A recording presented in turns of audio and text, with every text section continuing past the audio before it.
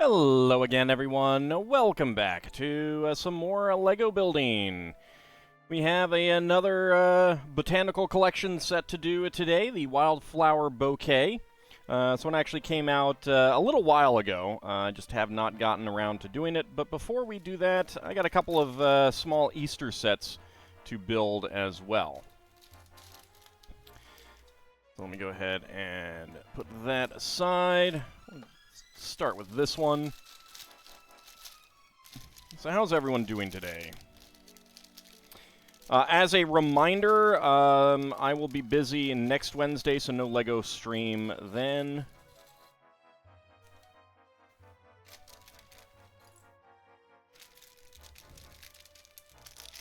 But that's the only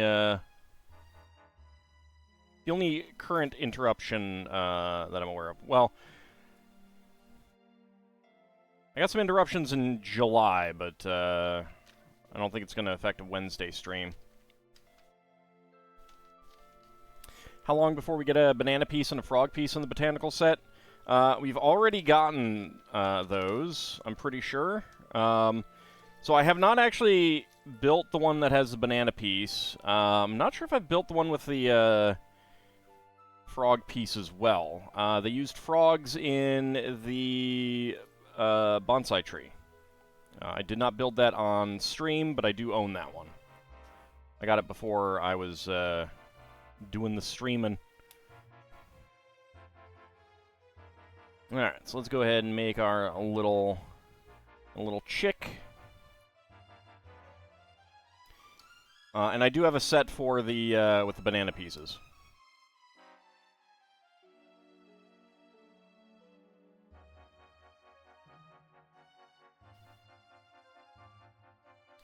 Your wife and you built the bonsai tree not too long ago. Many frogs? Yes. Yes, many frogs.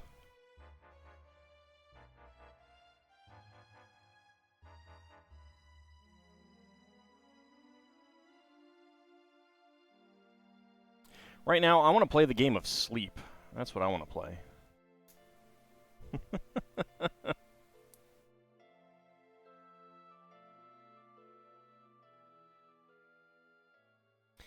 Alright, let's go ahead and make his little wings. So I ended up getting this little poly bag specifically as a... I need to bump something over to a free shipping mark. I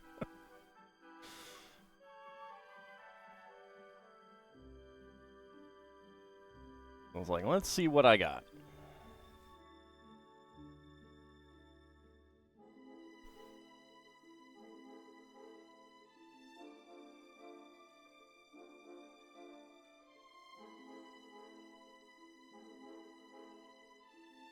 There we go. You did that today? So that's how they get you. That's how they get you. Oh, you only want to buy $34 worth of stuff. Well, you got to buy $35 to get the free shipping. Do I want to play LSD Dream Emulator? I just want sleep. I really don't dream that often.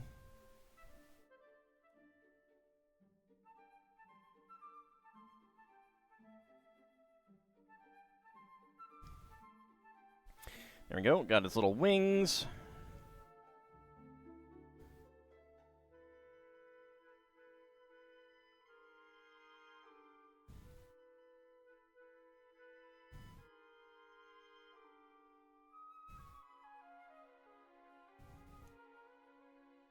I did rediscover something interesting. I don't dream often. Not often. You're awake from midnight through noon? Oof.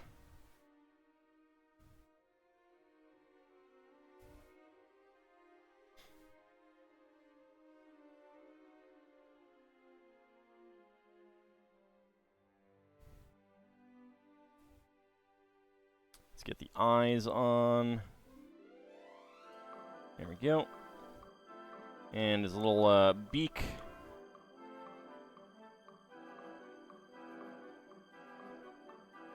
What did I rediscover? Okay, so there is an Egyptian god or entity. Hard to say. You know, exactly what they perceived it as. Whose name means the Great Honker. Because it's a goose. And its name is the onomatopoeia sound of in ancient Egyptian of a goose honking. It's the Great Honker.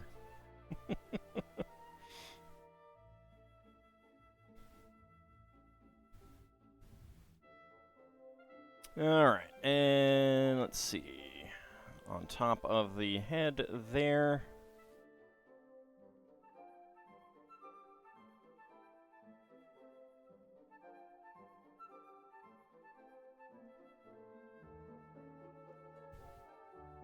I mean, overall, I'm sleeping okay. It's just not long enough. It's like, want 8 hours, get like 6.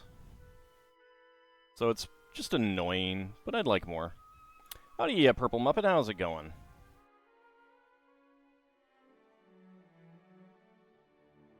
Just followed. I appreciate that.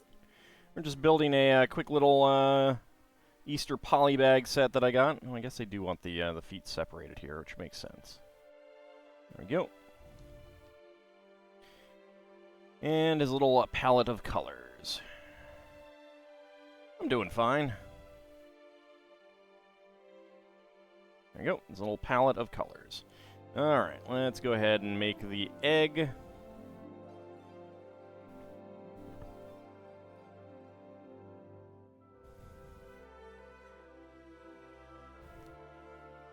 Yeah, I've been doing some brainstorming for potential future AD&D projects. Looking at my my books on ancient deities, rediscovering fun ones like the Great Honker.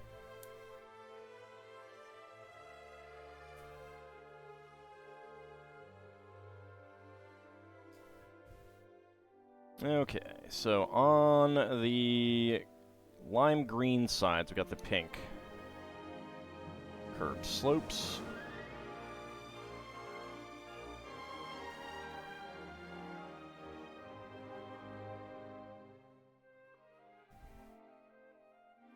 And a white 2x2. And get the 4-corner curved elements. I really should do the Battle Dolphin Lego version.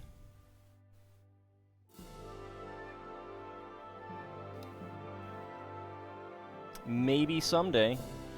And then a light lime green top. There we go. It's a bit of a blocky egg, but it makes sense. Well, yeah, I got the pieces. It depends entirely on how I want to do it, though. Like, some of it would be more part-intensive than others. Depends on the color. Minifigs are not properly scaled, so making it minifig scale would give it wonky proportions. Howdy, Clouth. How's it going? Alright, so, spare parts. We got a light lime and pink 1x1 cylinder tile, white with an eye print, a bright yellow 1x1 tile with round end, and a bright yellow 1x1 quarter cylinder tile, white 1x1 cylinder tile with hollow stud, and a light lime green tooth claw element as our spare parts. Howdy up, Cody. How's it going? So that is our cute little Easter chick with a paintbrush and an egg and a little palette of paints. You know, it's totally Easter season, right?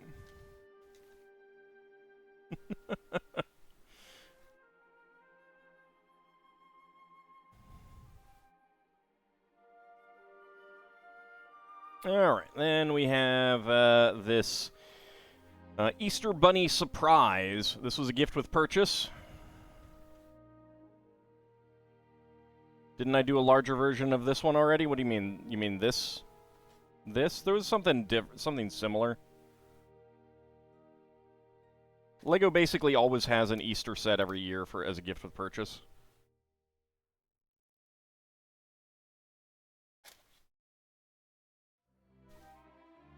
The chick? Oh yeah, there's been a couple of those as well. Again, there's like always some little polybag chick to do. Alright, so there's 4. There's 3. There's 2, and there's 1. And these are new. These are interesting. Kind of wish these were split in half or something. 2x8 panels with curved ends and a plate recess. Is that a plate? That is not a plate. That is a plate and a half, I think. Let's check that out.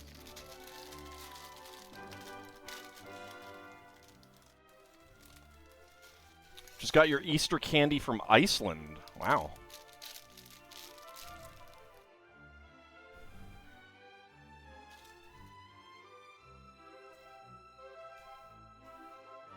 Okay, no, that is a plate depth. Okay. I figured it would be. It's interesting. Some new pieces that I didn't have before. Alright, let's see. Bag number 1. Start out with a lime green 2x8.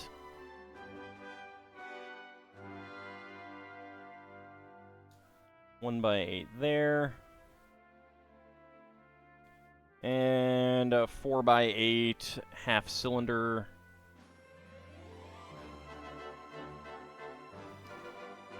Some light blue and light pink tiles. Howdy, Lord Canis. Didn't have a proper morning nap after 3 hours.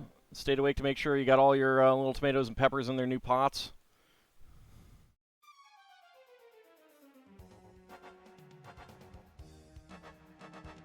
It's gifted to you yearly. Ah, fair enough. Well, I hope it's yummy. I assume it is. Get some nice nice colors here.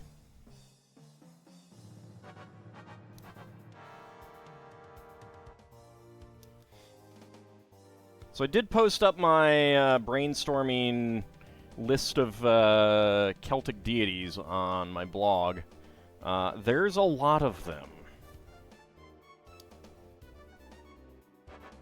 And we don't know much about many of them. It's kind of crazy.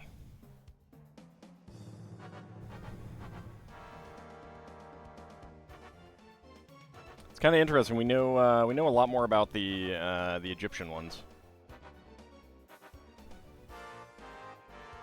Understandably so, really, but okay, get that hinge brick on there. All right, then we are going to do the back side.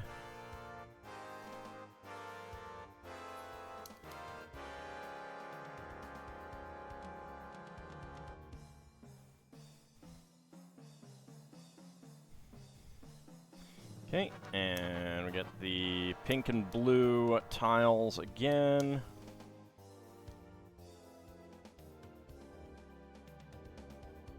And the cylinder tiles.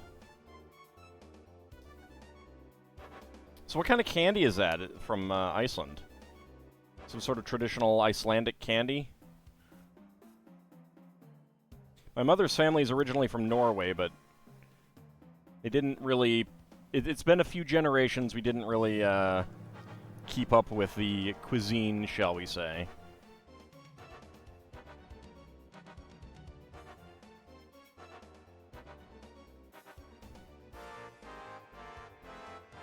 Alright, and that gets on there. 1x3 bricks. You don't like fermented shark? Kinda hard to get that where they grew up in Arizona and Minnesota.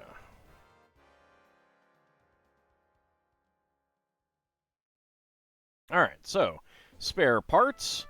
2 1x2 half-cylinder tiles in bright orange and white, and a bright green 1x1 plate flower.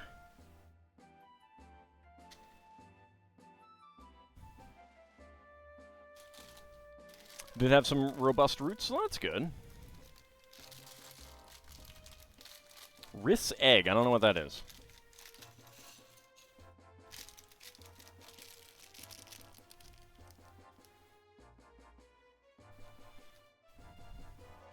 And Subusu Kuladi eggs. By no means an expert, but that looks Finnish to me.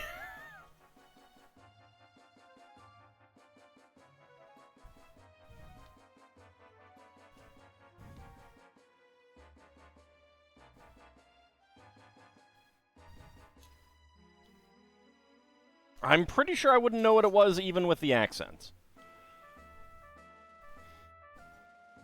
Another hinge brick.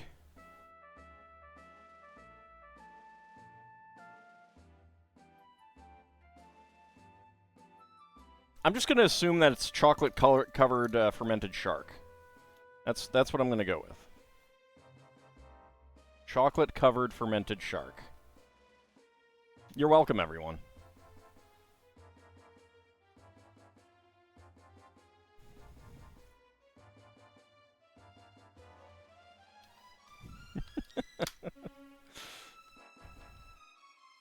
Knock that section over there. Okay, let's see. Start out with one of these, the 4x4 half tile.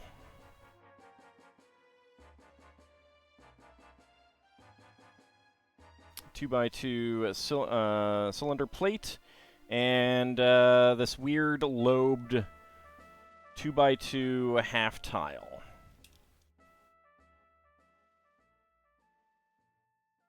Candygram. And that goes on to the back here. There we go. Now for the front one.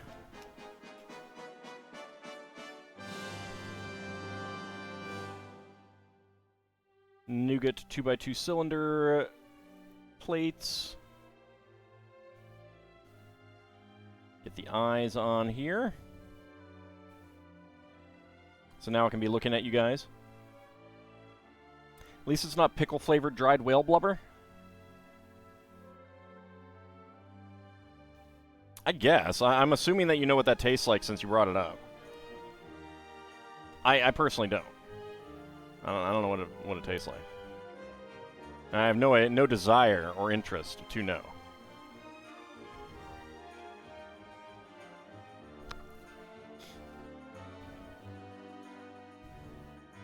Okay, and pink quarter cylinder tile for his little nose.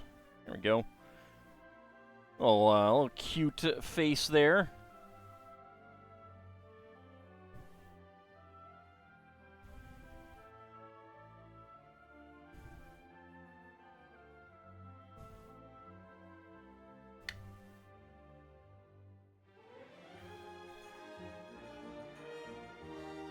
Alright, and a 3x3 long macaroni plates.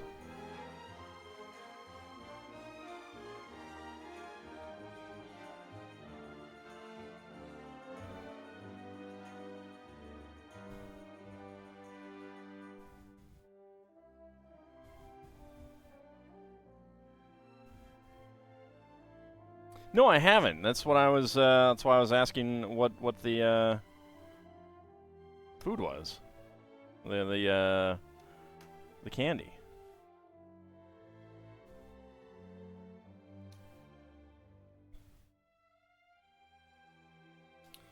One by two tiles there.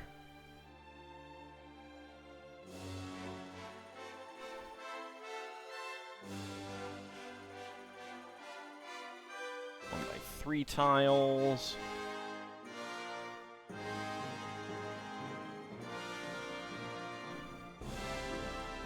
And 2x2 macaroni tiles here.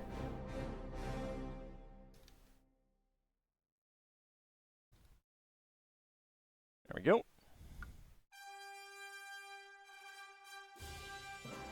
Didn't we just listen to one of the overtures? Let's just switch that. There we go.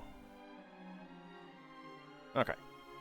Alright, so spare parts. We've got nougat 1x1 quarter cylinder tile and 1x2 half cylinder tile, as well as a bright pink 1x1 cylinder, quarter cylinder tile.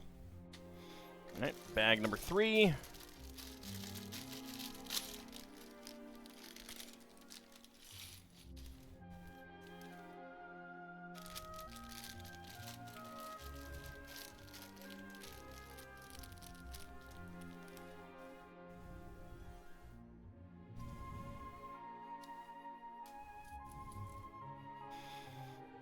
Okay. So bag number 3. Start out with green 4x6 and 1x2 with center stud. Get 2 more of those. A tan 1x1 by 2/3 block, shorty brick. Lime green flower plate.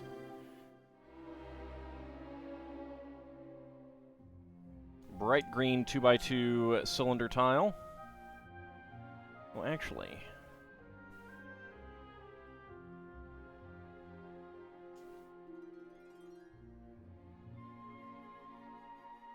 no. The lime green one goes right here. It's bright green that they want here. Right there. Does it matter? Probably not, but there's another lime green one there.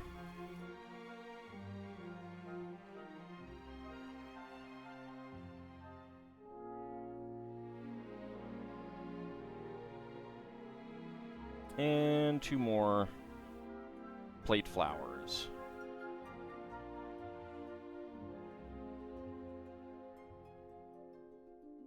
Okay, and bright green there and there. Then we have a bright orange egg. Put that right on there. We got some yellow, a yellow tulip, and some pink tulips.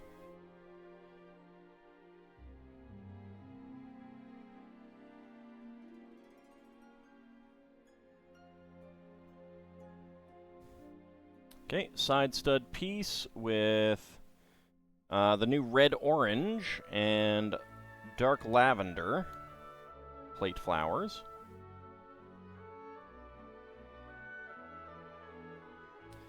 These gift boxes for Easter may or may not be consumed by Halloween. Yeah, I was about to say that seems like quite a long time.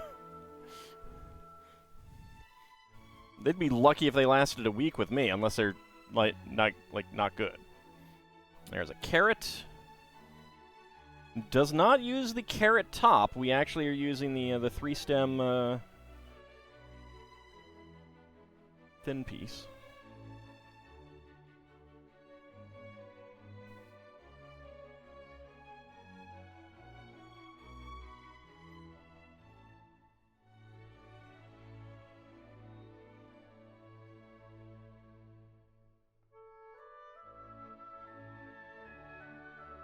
Well, if you can restrain yourself even with that, then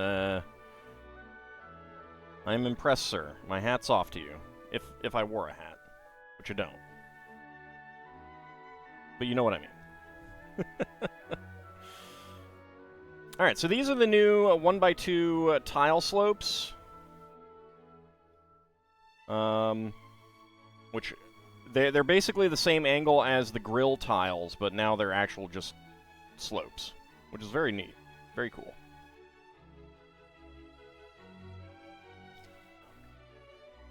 Nice to get them. And a little bunny. There we go. Nice little Easter scene with a bunny.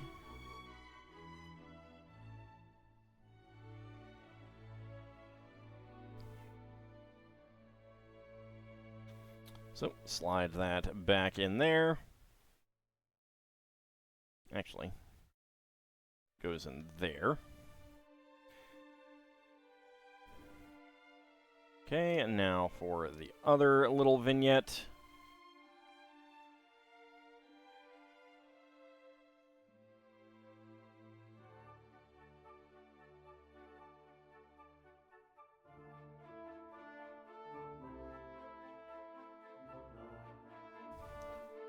Beige 2x2 turntable base, and then the turntable top.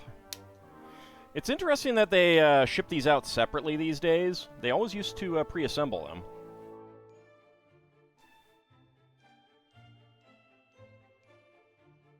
It's actually kind of nice that they ship them disassembled so that you don't have to use them assembled if you don't want.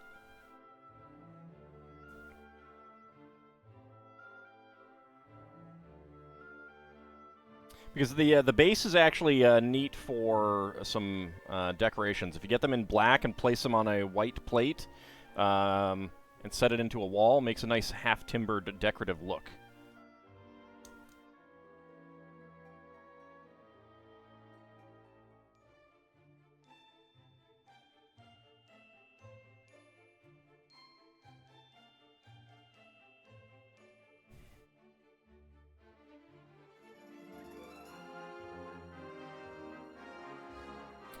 Go, and we get another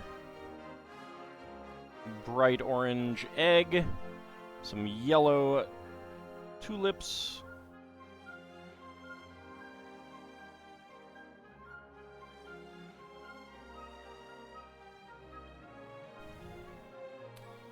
a nougat 1x1 cylinder tile with acorn print, and a pink tulip over here.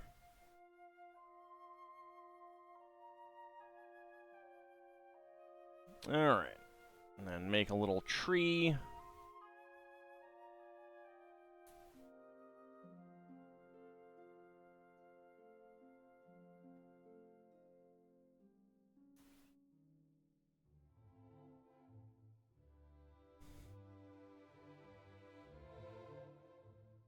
Pink flowers on the brackets. Howdy, Kinshire, how's it going?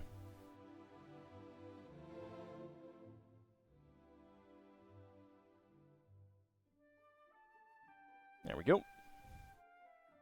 And we get our squirrel on here.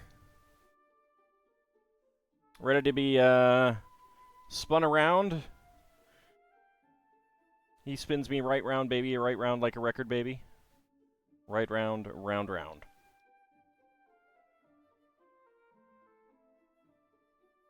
Okay, and that vignette slides back in there.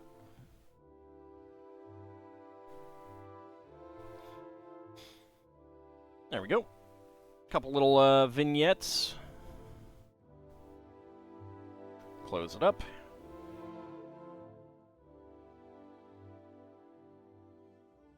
Okay. Spare parts. 1x1 plate flowers in dark lavender, bright pink, reddish orange, and lime. 1x1 plate in brown. Tulips in pink and yellow. Nougat 1x1 cylinder tile with acorn print. And a small 3-stem plant.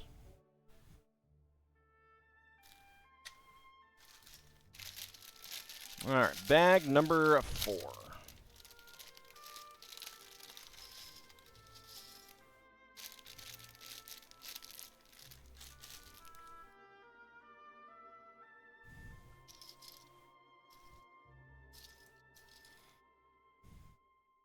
So this will be the last one. I'm going to do the top.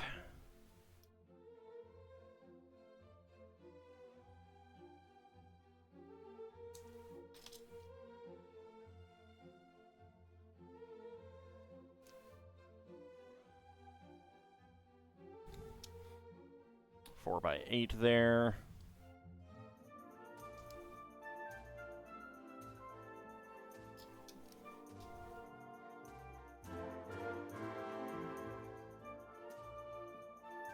Two by 3. And 3x3 with round corner.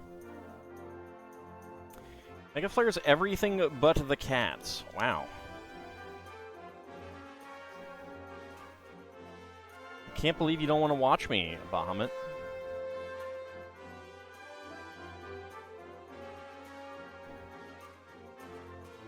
Certainly going to have a very colorful collection of parts. Oh yeah.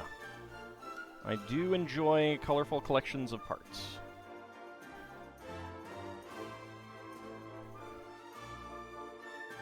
Alright, we get some 2x2 click hinge top parts there.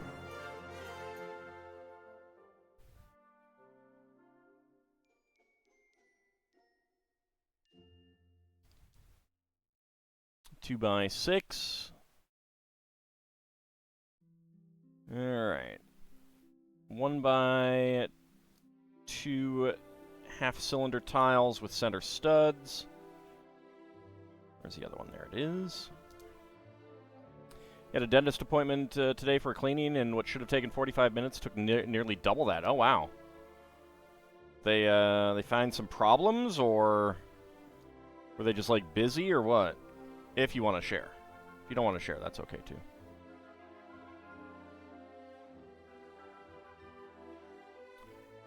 My dentist appointments these days rarely take more than a half an hour.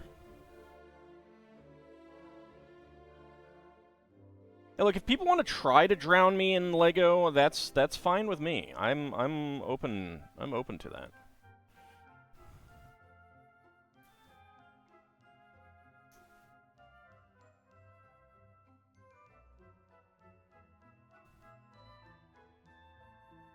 Okay, we're going to do 2 of these, so let's go ahead and grab them. 1x5 plates is nice. If he didn't want to share, why does he mention it? I don't know, just I don't want people to feel pressured.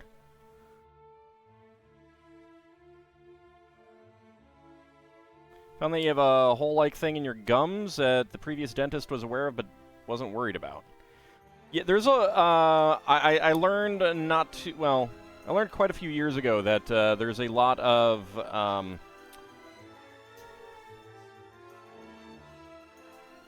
personal view in dentistry. Things that one dentist thinks will develop into a cavity, another dentist may not, so.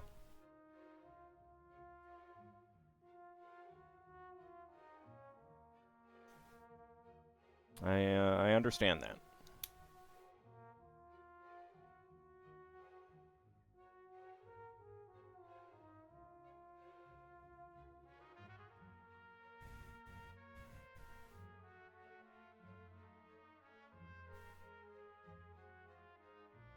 All right, let's get the ears on.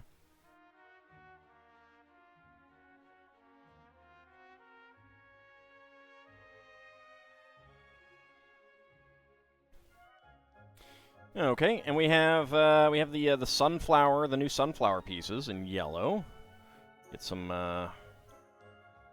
orange 1x1 cylinder tiles on there.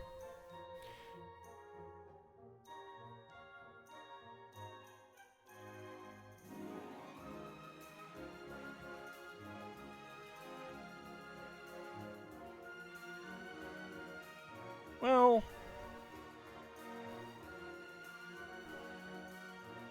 I mean, yeah, you can say no. You can say no if you don't want that.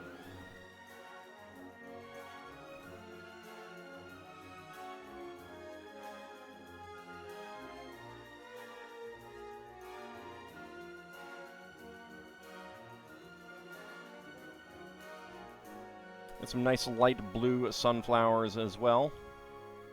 There we go.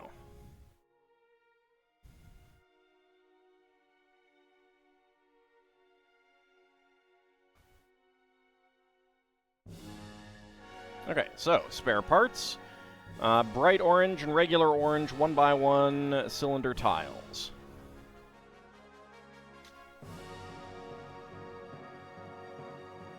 So there's our little Easter surprise. The lid comes off. Bunny, indeed.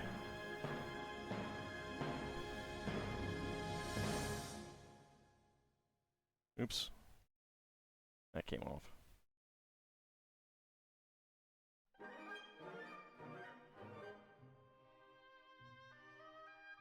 And we got our little vignettes in there. Well, I mean, so Bahamut, I mean, like, it could be a situation where it's not a problem now, but it could become a problem. I mean, I'm not a dentist. I don't know. You know, and it's certainly your choice not to do something about it if you don't feel like it. But there is an element of take care of it now before it becomes something big, which would be more expensive, more difficult to deal with, that kind of thing. It may not do that. I mean, like, there's it's kind of like, you know, people might get a precancerous mole or something like that if they let it go, it may never develop into cancer, but it also might, you know, so sometimes there is that element of precaution. I'm not saying one way or the other what to do, but that's their perspective. They think they're worried that it might turn into something bigger that will be more difficult to deal with.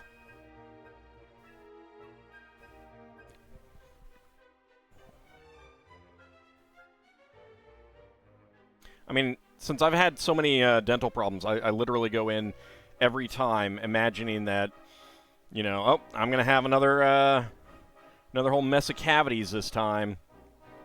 And so far, ever since I started taking better care of my teeth, I have not.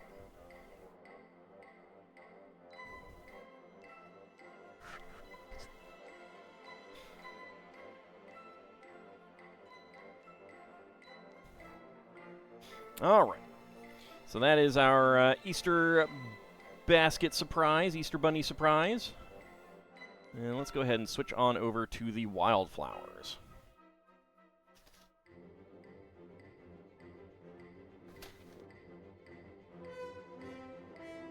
Bunnies are full of squirrels. Yes, it is true. I was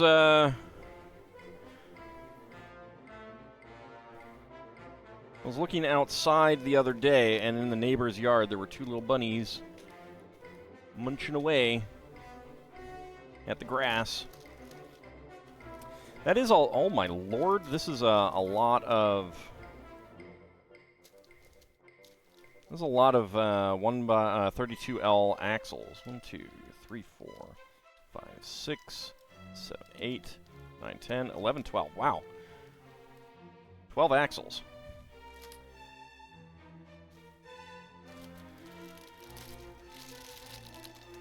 Also, a groundhog has decided to take up residence in our yard. That's 2, that's 3, okay, that's 4. All right, 4.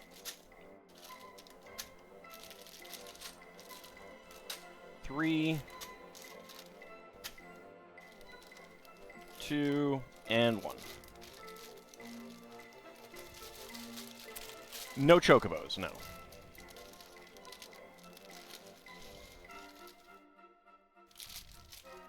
was like looking outside, and this little groundhog peeks his head up and then waddles away with his little round butt, little nubby tail.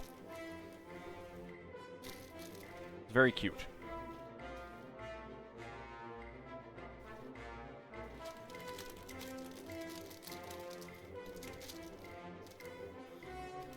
Time to build an exclusive golf club.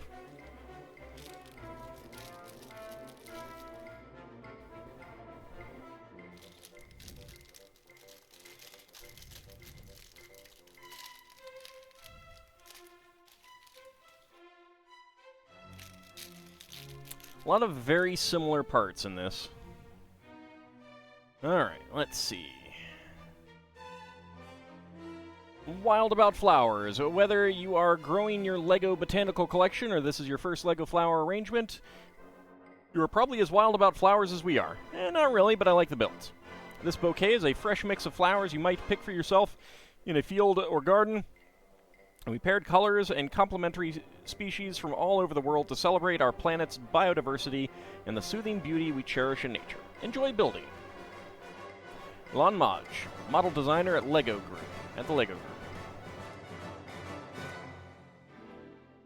Okay, so we're going to build the leaf parts, some yellow flowers, and some white flowers. Leatherleaf fern. The lush, bushy leatherleaf fern, native to most tropical climates in the southern hemisphere, has become popular with garden owners all over the world. Although it does not produce flowers, the leathery foliage is also a beloved favorite in the cut flower industry as a decorative filler in floral arrangements. It's Remora adiantophoris. Cow parsley, Queen Anne's lace. Anthrascus sylvestris. This airy cloud-like umbrella of tiny white flowers is commonly found in shady areas all over Europe, in Asia, and Africa. Its blossom fireworks are a treat for bees, moths, and butterflies, and other insects looking for pollen in the early spring. Did you know that it is also often used as a mosquito repellent? And the Welsh poppy,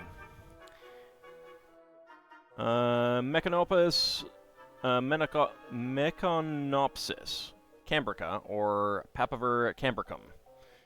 A sure sign of spring and summer in the British Isles and Western Europe is the arrival of the soft golden Welsh poppy in hedgerows, fields, and roadsides. Despite its tender frame and petals, it also thrives in rocky environments with very little soil and in cracks in your paved garden or city sidewalks.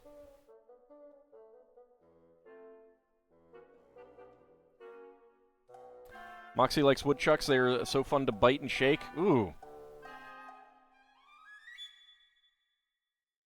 Oh. No, they're cuties. I mean, it's funny that they would take up residence right here when there's a pretty hefty wooded area nearby.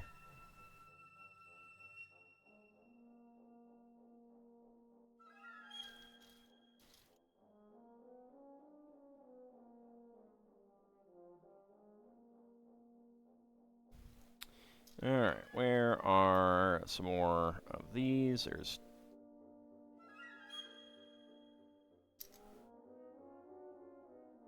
Need one more dark green one.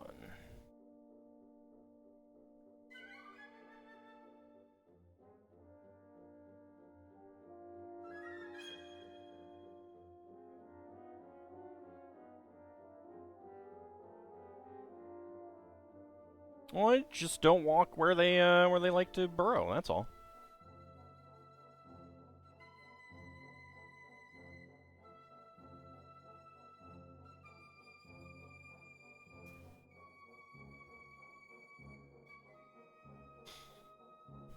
Might be less competition, but there's still outdoor cats in the area.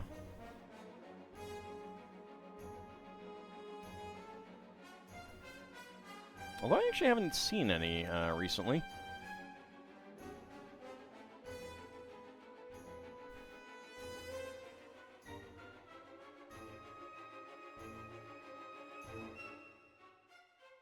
Oops, forgot to get the yellow 3L axle in there. There we go. Well, you should definitely get something to eat now, Bahamut.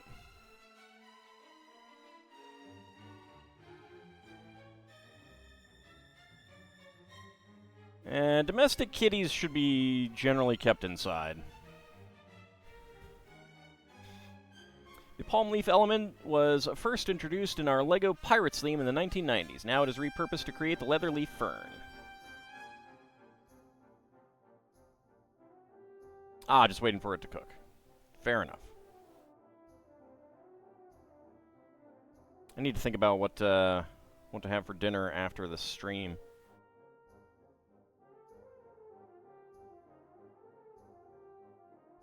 probably something simple like rice. Domestic kitties have terrible effects on local small animals. Yeah, and there's also, like, things like avian flu and stuff like that can get to them. Maybe it's not avian flu, it's one of the others. But, yeah, I mean, there's good reasons to keep the kitties indoors.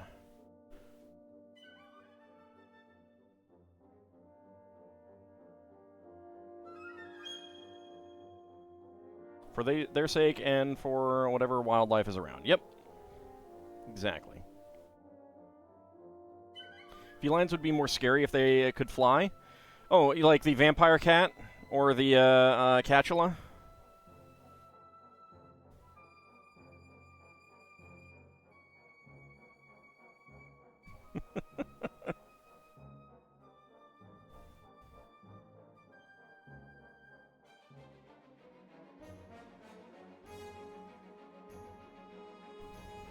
Alright, we get some more dark green leaves off this way.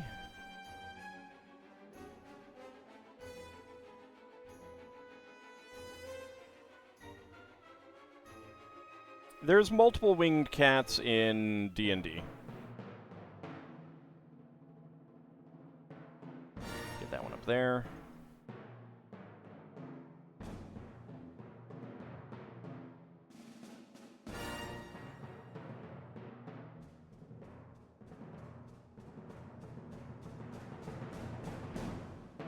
Kitties are best at environmental control? They really aren't.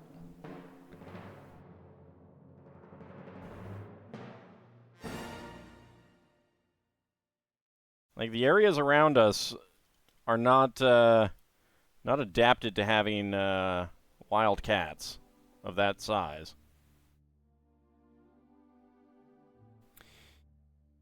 There we go, and... Okay, 3 more, the last 3 leaves, and the black 1x2 plates with click hinges, and dark green 1x2 curved slopes.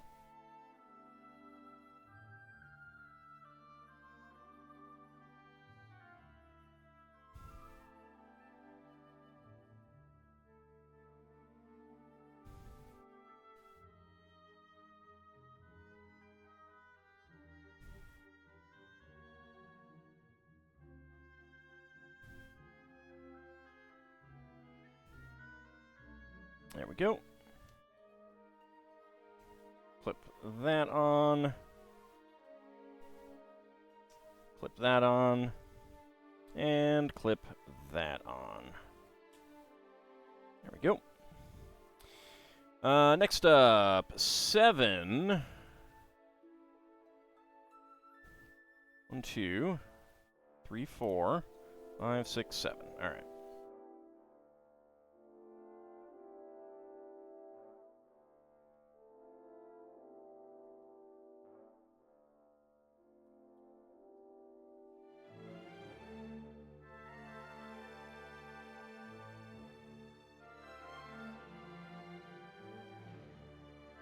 These are specifically going to be cowslip, not baby's breath.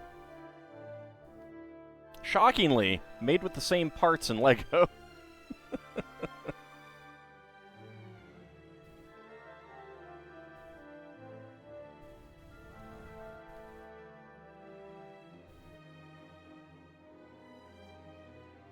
Okay, there's 1. That's 1, 2, 3, 4, 5, 6, 7.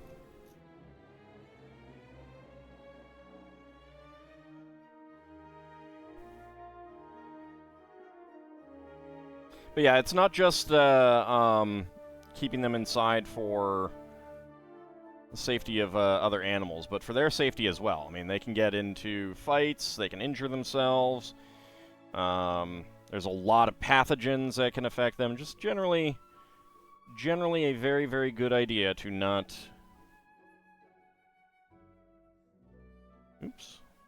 Not let them go outside.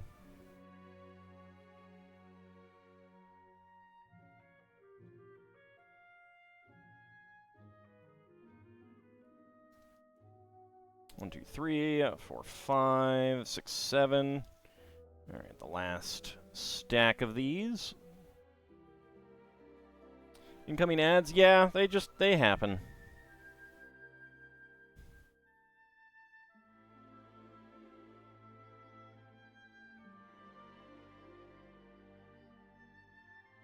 Never let your princesses outside? Yeah.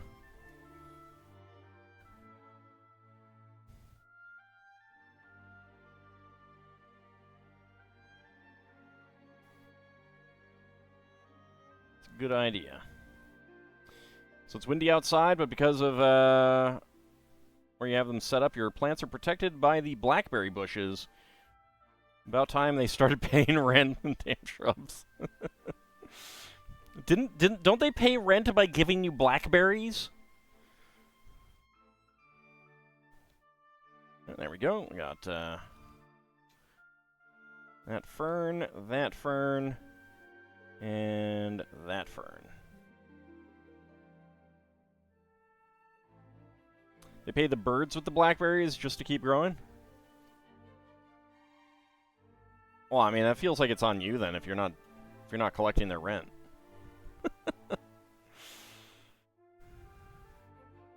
All right, next up, let's go ahead and do the Welsh poppies. I don't know what these parts have been used for, other than maybe like wheel hubs. They look like they should be gears, but they're definitely not gears. So we're going to do 2 of these. What's this, Stardew Valley? Maybe.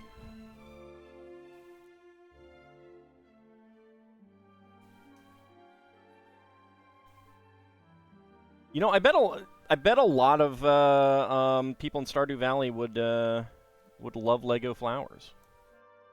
Reminds you of motorcycle hubs? Yeah, it does. Or bicycle. Metal Gear.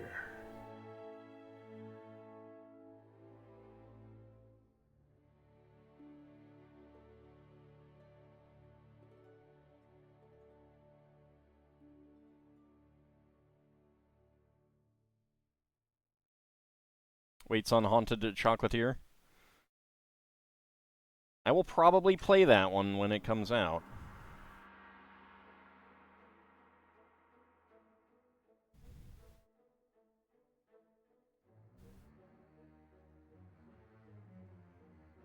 Just like everyone else on planet Earth, but you know.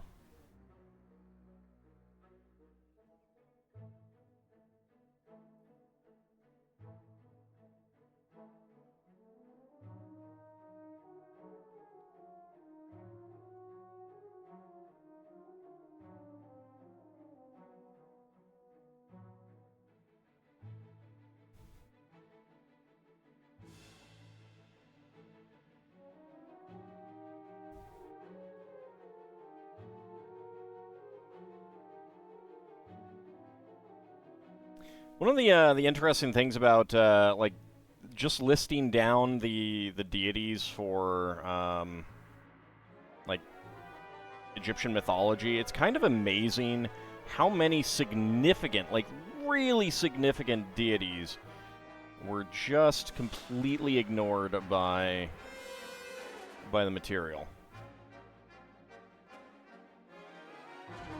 I don't know why. I don't know why.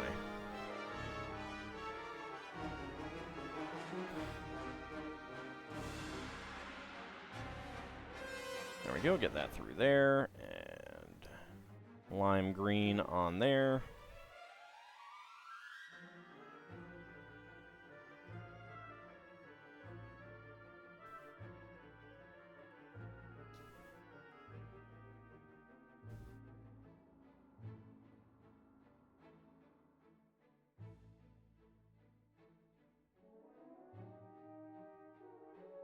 There we go. Those 2. Using existing elements in unusual ways is at the heart of Lego building. Here, a car hub is used to represent the stigma at the center of the Welsh poppy. Okay, it is a car hub. All right. Good to confirm that. That's what I thought when I saw the underside. I don't know what sets they were used in. They're thinking life on Earth started near or in the Hadean period of Earth. They're, like... It's kind of amazing just how much of life on Earth just existed without anything other than single-cellular life. It's like... I bet if you actually graphed it, it would be an exponential thing of, like... just like an exponential curve kind of situation. It's amusing how many Egyptian deities could have the title Goddess of Magic. That's true. There's quite a few of those, too.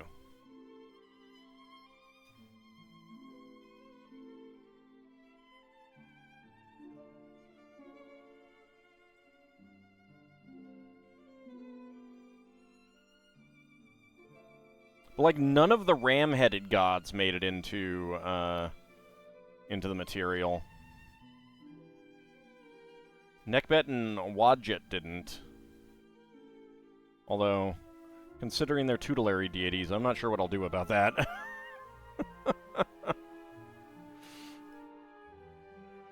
Alright, and then our 32L axles.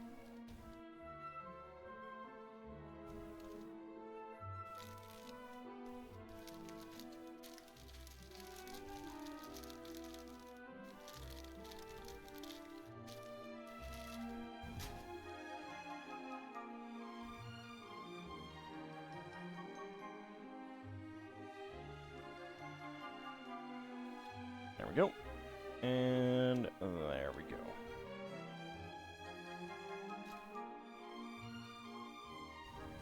Alright, next up.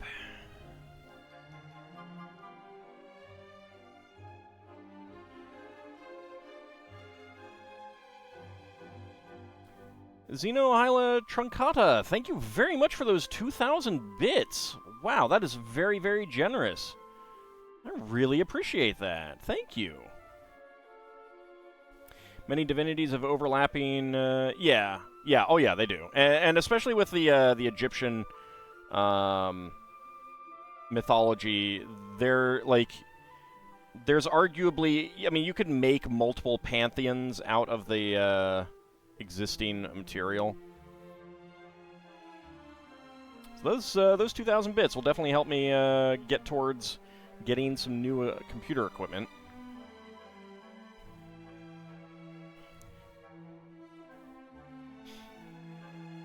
Had a little crash earlier today already, again. Feel like there's a lot of Egyptian gods that survived being sniped by media and whatnot, and then Smite gets made and all of a sudden they get recognition, like Neith, Khepri, Anhur, Serket. Well, Anhur is... The funny thing is, like, the book that I have that talks about Egyptian deities... Oh, thank you very much, Anghamran. 500 bits as well.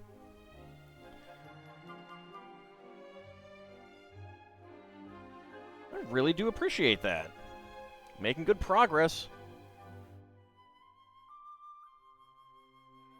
Like, the book that I have lists Anhur as Oniris, which is the Greek name. And, of course, others like Thoth we know. But it's interesting to me that I've known about Anhur because of D&D for, 30-plus years. And, but I've known him as Anhur, and that book indicates that Oniris, the Greek name, is more common. And Clouth Warthog gifting out some subs. Aw, thank you. You guys are being very generous today. Happy flowery Wednesday of gifting. Hype train indeed, yeah. Yeah, that's going to get us a hype train. I, not Y. Not a rogue AI.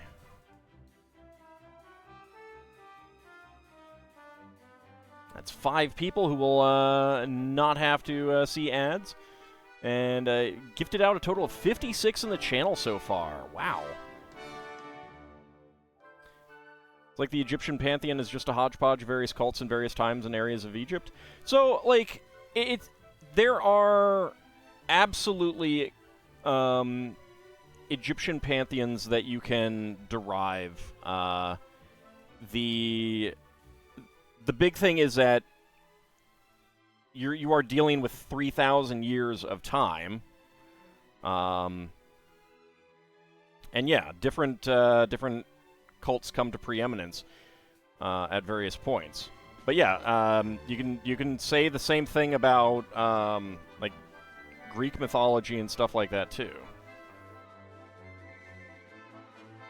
The reason why many of those other pantheons don't feel quite so varied is that we just don't have the pedigree that we have with the Egyptians.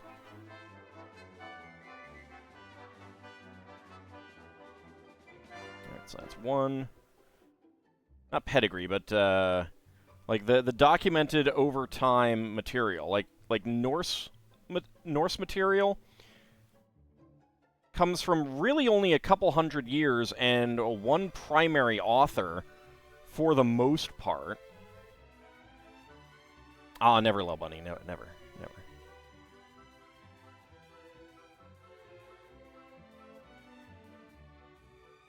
So, like, the reason Norse feels a lot more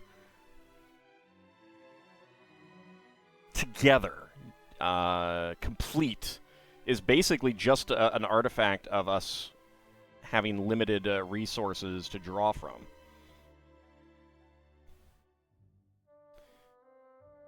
And Snorri was writing well after Christianization using primarily Icelandic sources. Yeah.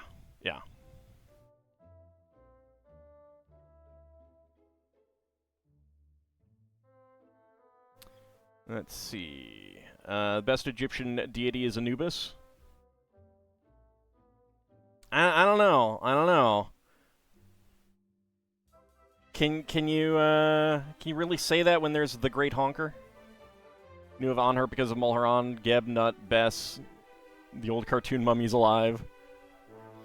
Is Gilgam supposed to be Gilgamesh, Marduk? He's supposed to be Gilgamesh. Basically a corrupted form of Gilgamesh.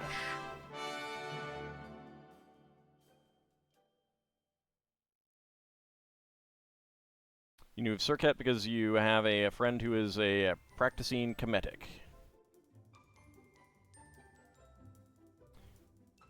And Galara Dragon, 100 bits. Alright, you'll jump onto the hype train. Thank you! I appreciate that. Aren't a lot of Greek myth sources based on Thebes or another city-state? So, a lot of it is, like, the... Hesiod's Theogony did a lot to enshrine a single source for stuff.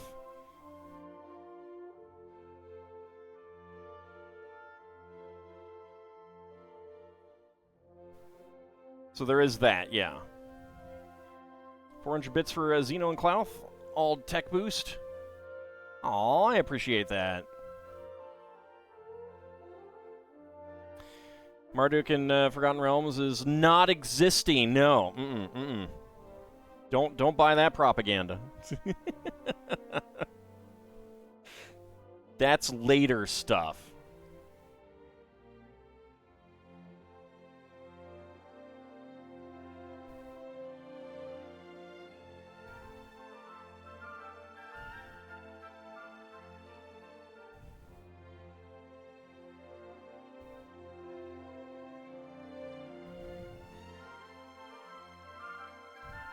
One, two, three, four, five. All right. Right, and then I need to do another 5 for the other one. All right.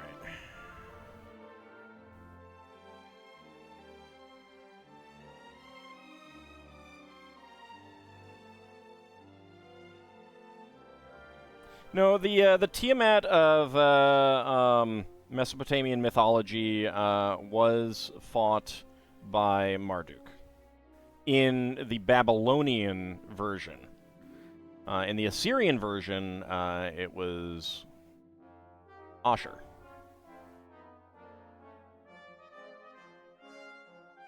Or Asur.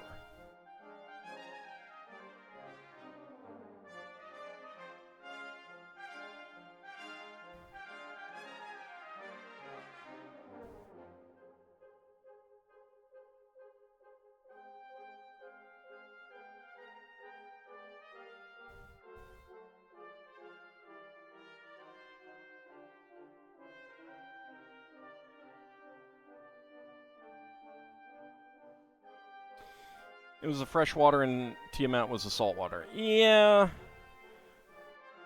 Was the capital of Assyria? Assur.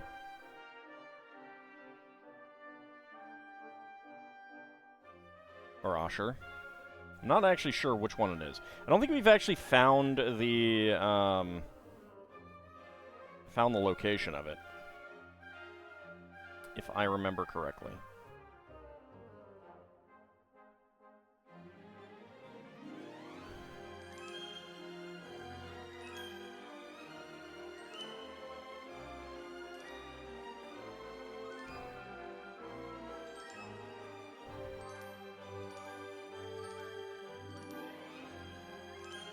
Well, if you want to pull from real-world mythology, you'll be getting some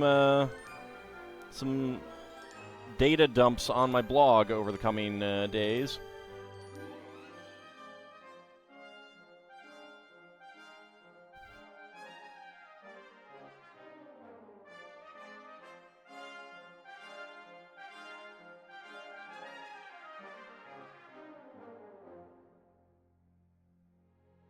The frustrating thing about the Celtic mythology is just trying to figure out, like, what deities should be included and stuff like that. Like, they have a version of the Dioscuri, the divine twins, Castor and Pollux, but they don't. We don't have an actual, like, recorded name for them. All right, Sealand, have a good rest of your night. Thank you very much for coming on out. In the Continental Celtic, and I don't know that we've gotten anything. There is a pair of twins in Welsh folklore that could be related, and Hengist and Horsa in Anglo-Saxon mythology are probably related as well, because horses are a pretty common theme to that. And another 2,300 bits from Anghamron. Aw, thank you. I think we need at least hype level 4 completed for this stream. Well, we got up to level 5.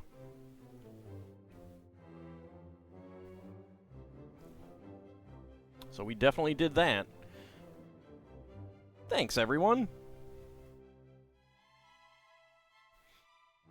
Alright, let's get these flowers in here.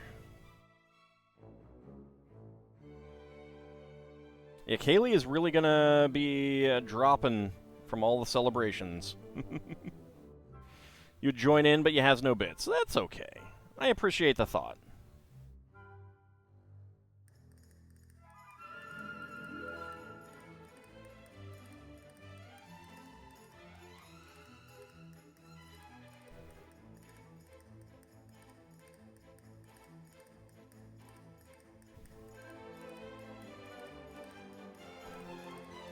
There we go.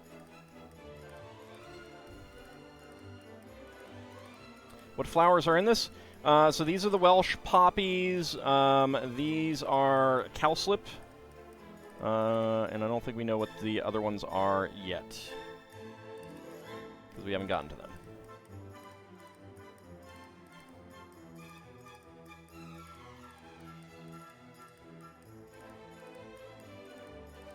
There we go. The nickname Queen Anne's Lace traces back to an old saying that flowers would bloom for Anne, Queen of Great Britain, 1702 to 1707, and her ladies-in-waiting as a compliment to their lace dresses. Alright, 12 of these. So, let's see. 1, 2, 3, 4, 5, 6, 7, 8, 9, 10, 11, 12. Trying to think, if this is for D&D related projects, you'd have a good mix of deities or powerful figures that could be deities. Well, so, yeah, some of them already are, but here's the thing, Lord Canis. You've mentioned 4 entities from Irish mythology and 1 from continental Celtic. So that's the other thing, is like, if I do this, do I want to separate out continental Celtic from, you know, and have a separate Irish and a Welsh pantheon? Do I make I'm terrible at pronouncing his name, but Govnu, I think, is how his Irish name is pronounced, kinda. And then, like, Alias on Govanon, and then there's one that I'm blanking on right now that is Celtic, continental Celtic, that might be related. You know a Welshman who would be mad if I conflated Welsh and Irish lore? Well, too bad. There is some pretty solid similarities. Like, in continental Celtic, there is an entity named Matunis, whose name is pretty similar to Mathenwy. Separate Welsh and Irish pantheons. Shouldn't Scottish Celts be included in that? I don't know that we really have a whole lot of Scottish mythology that we can draw from.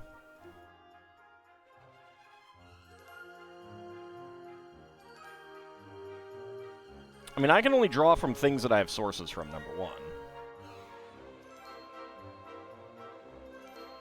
I have a big book of Irish folklore, and I have a book of general Celtic stuff. And it definitely did not mention much with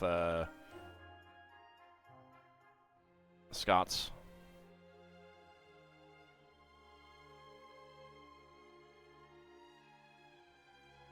Or Scottish. I can never remember which one is which.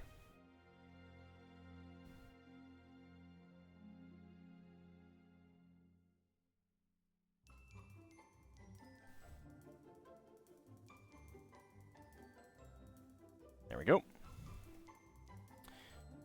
Okay, get that on there. And that is the hype train complete. Let's see what emote I got. Oh, hey, I finally got that one.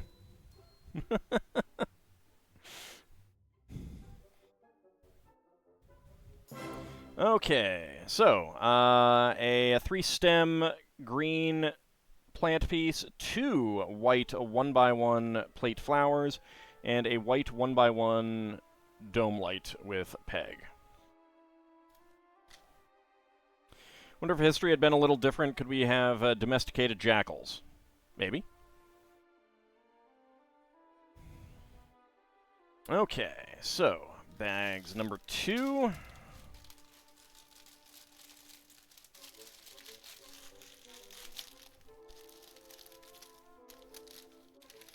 But yeah, unfortunately, there's a lot of continental Celtic deities that we basically only know because they would be referred to in an inscription like Mars blankety blank. I don't think all animals can be domesticated.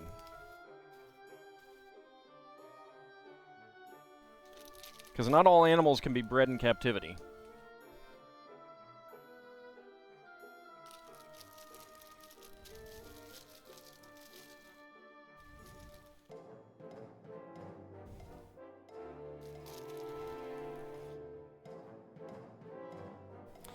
Alright, cornflower. Cantaria cyanus, or cyanus. The brightly colored paper light cornflower decorates fields and gardens alike in white, pink, and blue from early to mid-summer, particularly in Europe, North America, and Asia.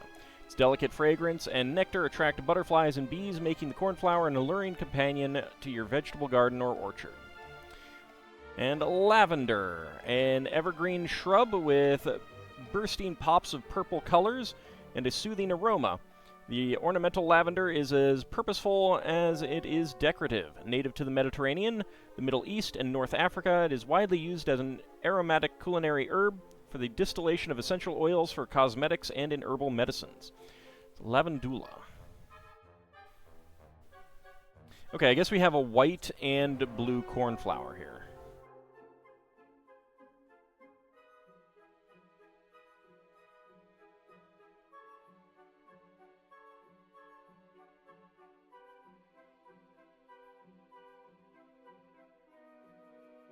Okay, looks like we're doing just one white cornflower here.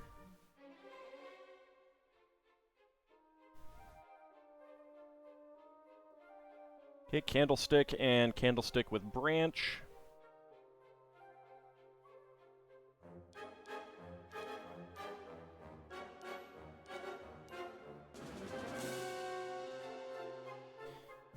Inverted cone.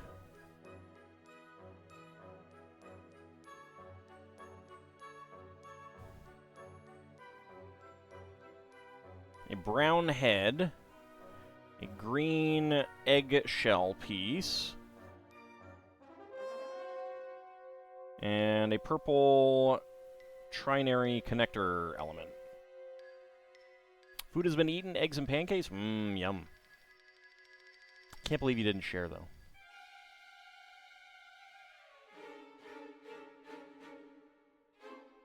Get that on there.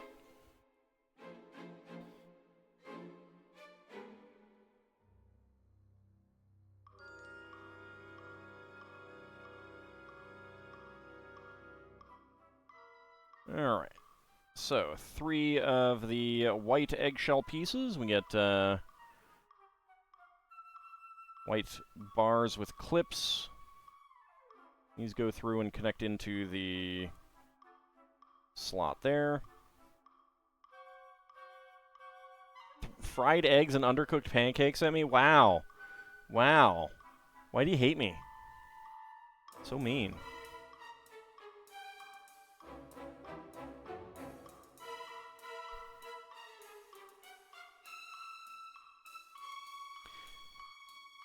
Actually, I think that has worked. Just hasn't, like... They may not be suited to being pets, but they definitely have taken on the traits common to other domesticated Canis species, like Lord Canis.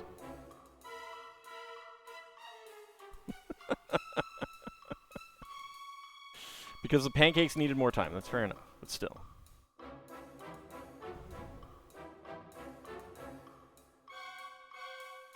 There we go.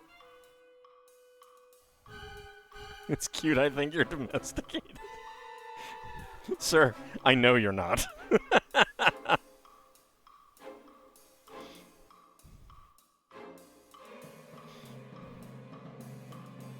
gotta do some friendly ribbon, though. There we go. And then a purple 6-stem flower right on top there. That is very loose, though. Doesn't come out. Semi-domesticated is fair. I mean, they have taken on the traits of, like, floppy ears and stuff like that. And it's, like, it probably takes a very, very long time to actually domesticate animals.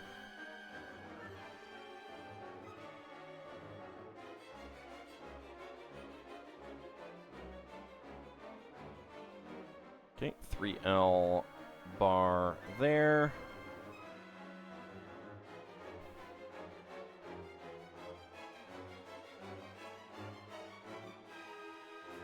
Bright green leaf.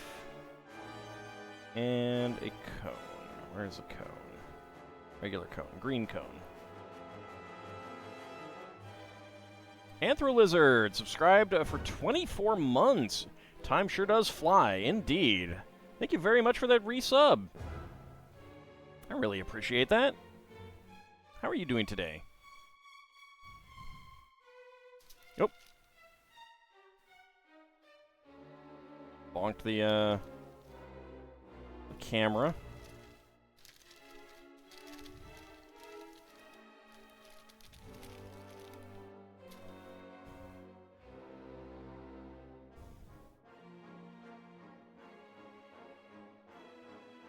There we go. All right, let's go ahead and put you back here. Put you over here. Oops.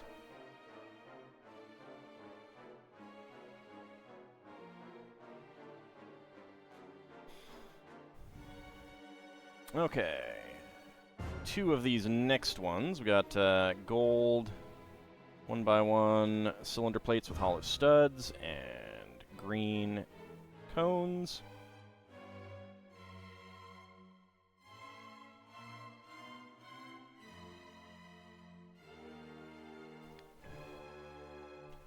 Is it plenty of generations, though? I don't know.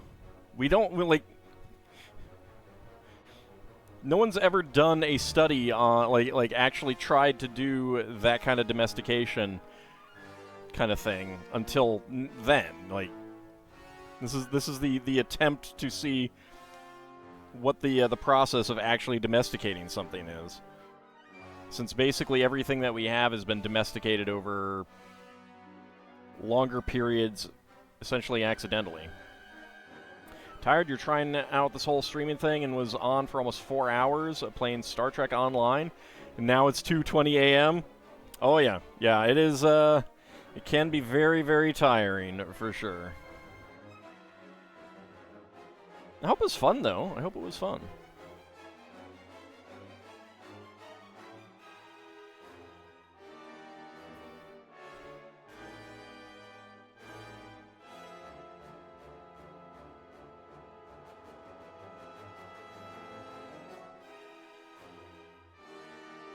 Right, but like the domestication of animals that are around today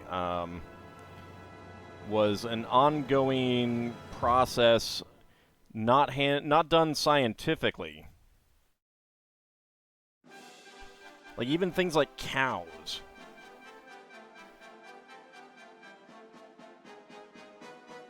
Things that are more docile than others.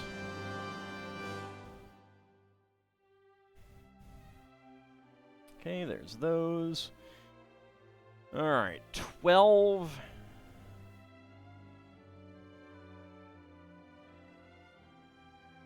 Lavender flowers and 12 lavender, darker lavender leaves.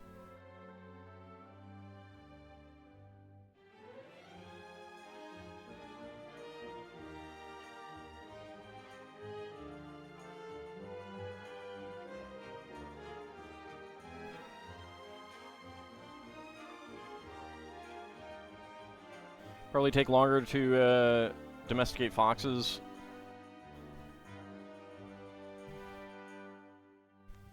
Well, I mean, I think it's probably safe to say that a carnivorous predatory animal is harder to domesticate than a relatively docile herd animal.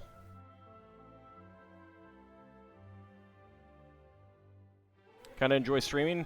Thought it would trigger your social anxiety hard, but it seems fine. Yeah, it's a wildly different feel, really,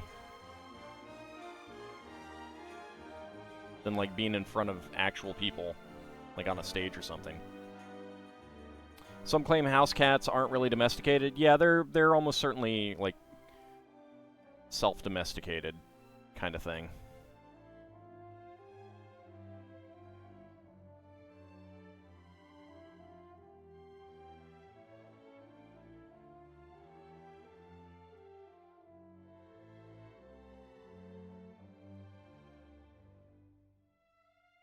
They don't have some of the traits of other domesticated animals.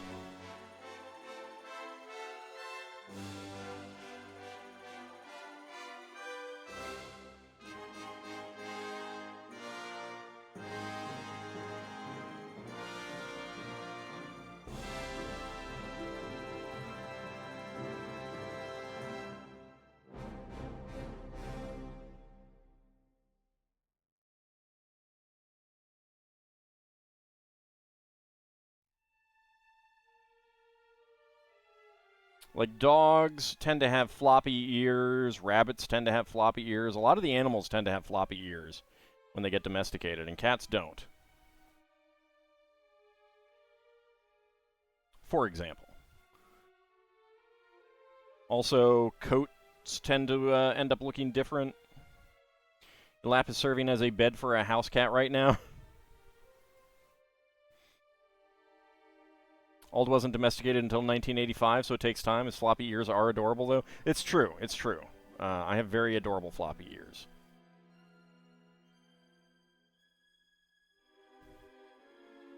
No, they're just adorable.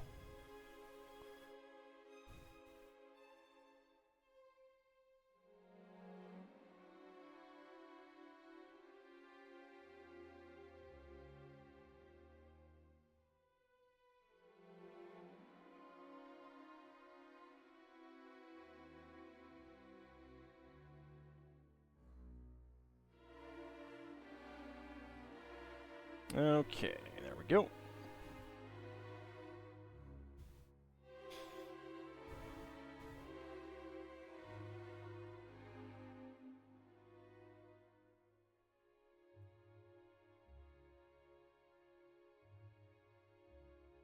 Let's get all of these lavender leaves on the lavender.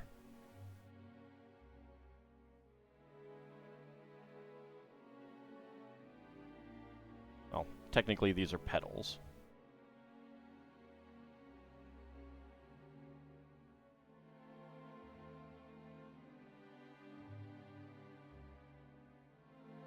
Oh, sure, give Mad Martin the fully cooked pancakes, but not me. No. So mean. So mean. Alright, then we top them off with lavender heads, light lavender heads, and lavender flowers.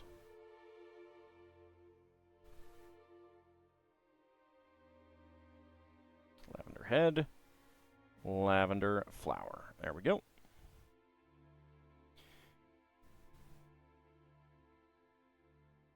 Oh, did I miss some, No, I did not. Alright. Okay, 2 of the 32L axles.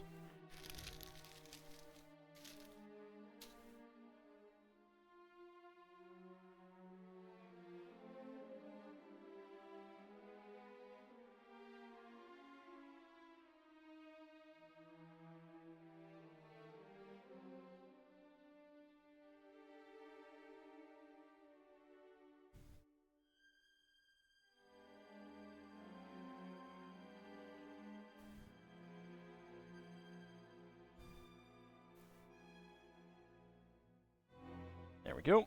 And then... there we go. And there we go. Alright. So we've got the lavender done. Did Sobek ever come to the realms? Sobek is Sebek in... no, Sebek is Sobek in the realms, yes. Check Powers and Pantheons.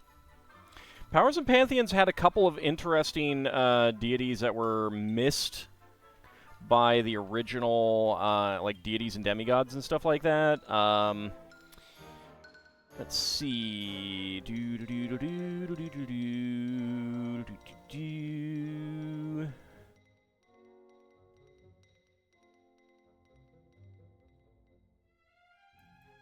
Sebek and Hathor.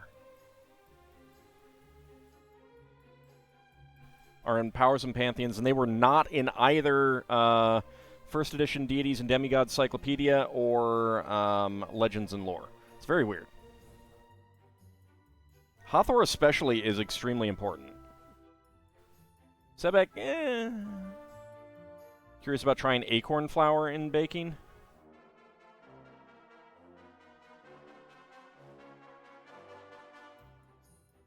I assume that's already leached the tannins out.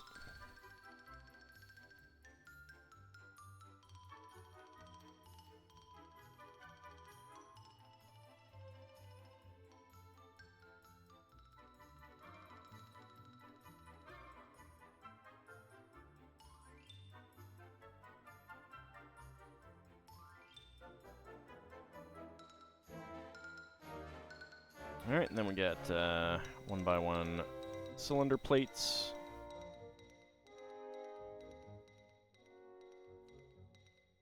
And inverted cones.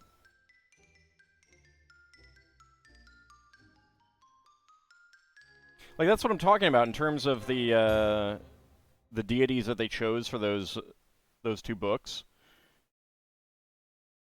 Like, they put in a made-up deity, Apshai, missed out on Apophis, Apep, missed out on Hathor. Just bizarre.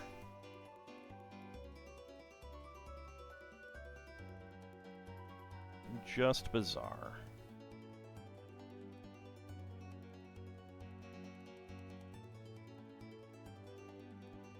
How many illegal acts is all committed in a half an hour? All of them. All of them. Too many to count.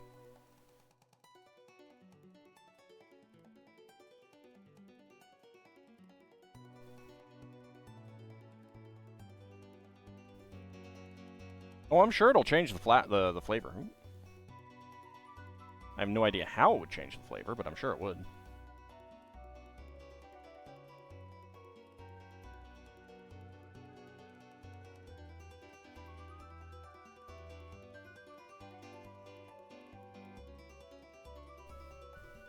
I mean, I didn't say how many of each one I did. Sheesh.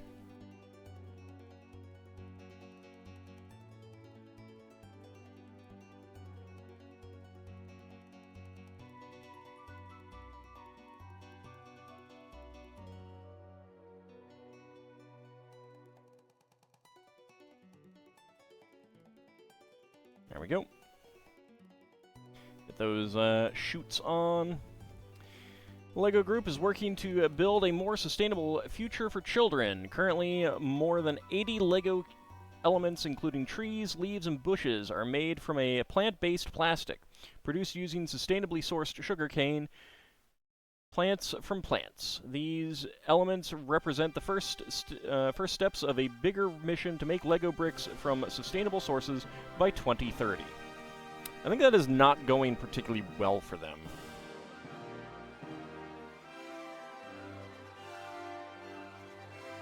Okay, blue 1x1 plate flower.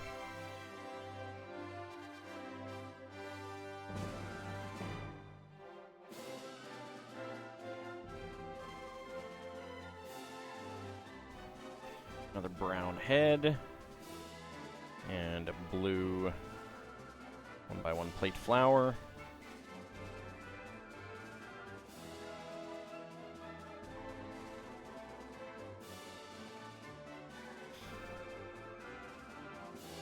Okay, and then let's get our heads here. Set into the green, the bright green eggshell pieces.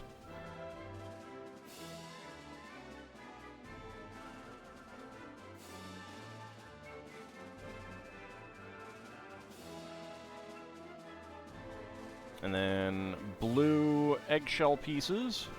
With bars with clips.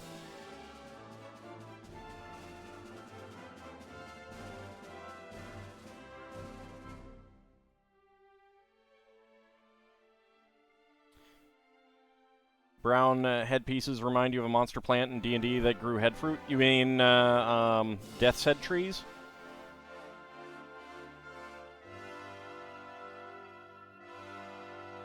Or something else?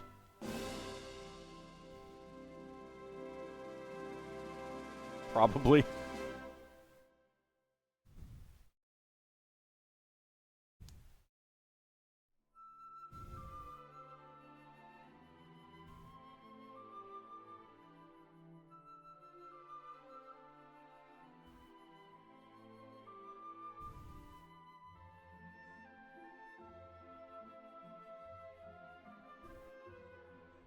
You don't remember the name, just seen it in a monster manual?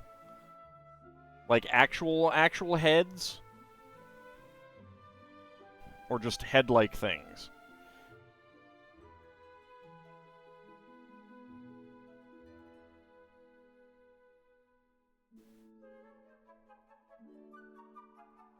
Because if the art was actually of heads, then that would be a Death's Head tree. At least in 2nd edition. I don't know. I don't know if they maybe did something else in 3rd edition or later. Who knows? In another Discord, someone was asking about something in Forgotten Realms about the gods, and I was like, it depends on what edition you're playing with. And another guy is like, no, we can figure out what it is, what the what the canon is, because the canon shouldn't matter based on the rules. And it's like, it may not, you know, you can feel that it shouldn't, but it very, very, very clearly does. Very, very clearly does.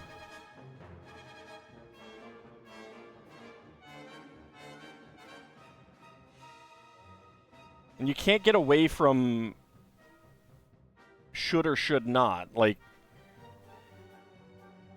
by saying that, like, you can't get away from that fact by saying it shouldn't matter.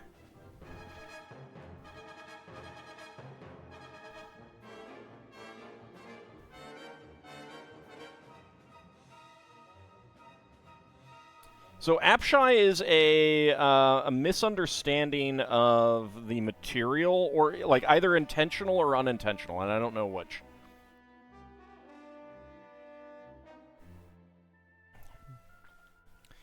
Sounds like a case of tell me you have not read the rulebooks without telling me you have not read the rulebooks. No, it's a case of a person's view on what it should be overriding the reality of what it is.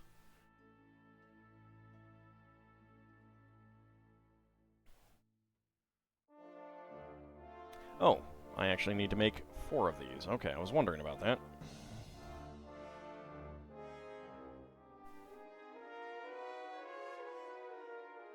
Neither were reprinted to your knowledge as deities, certainly not in 3+. That's fair. So, Druaga is, that one we don't know exactly where it comes from. There is a theory that seems reasonable, that it's based on the Druge,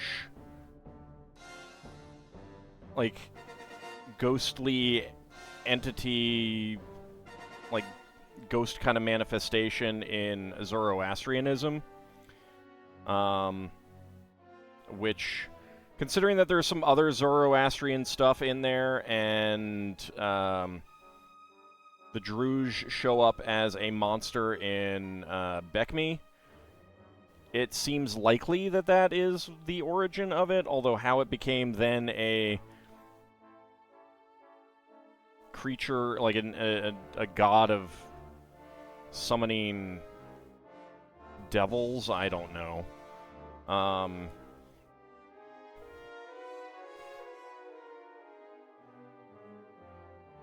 But Apshai, the Book of the Dead, does warn against Apshite beetles with a T on the end, but they're just talking about normal, like, carrion-eating beetles. Yeah, Druj.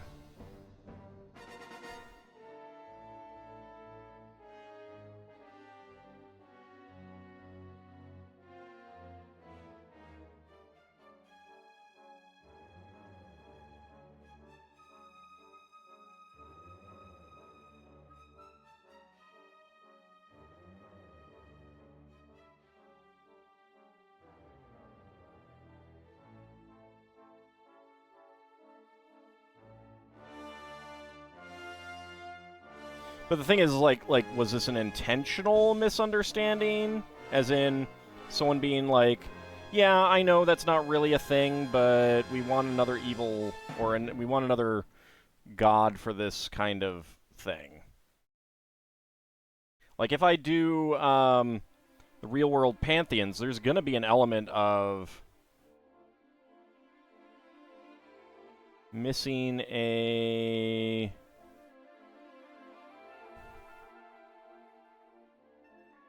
Missing a eggshell element.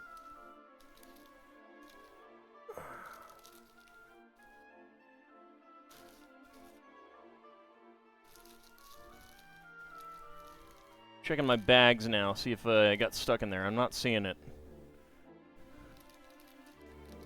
Nope, I don't think so. Did it roll somewhere? Did I accidentally use... Oh, yep, there we go. Accidentally used a blue one there.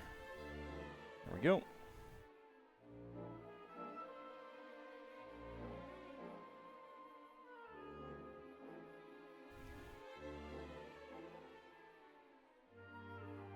The most uninnocent of whistles.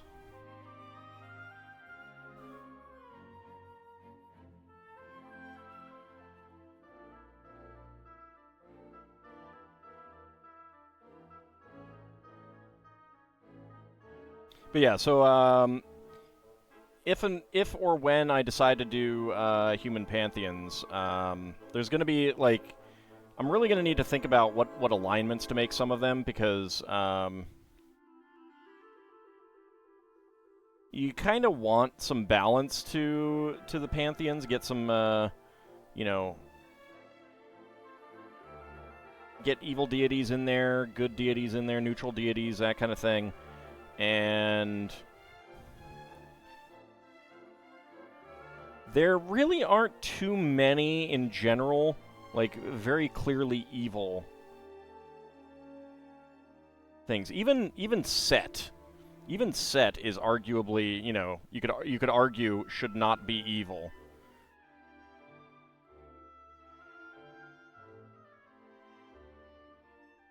But it does make a good template of having, like, this is a member of a very organized pantheon that are kind of seen as, you know, very closely associated with each other, that would help against outsiders but work against each other otherwise. And that's kind of how I'm going to look at it.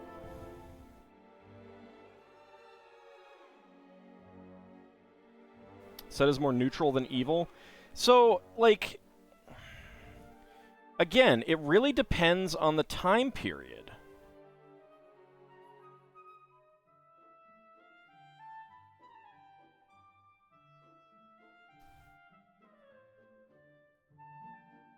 And he's certainly dangerous. Again, like, there's a similar situation with Loki. I've had people say that Loki should be neutral rather than evil.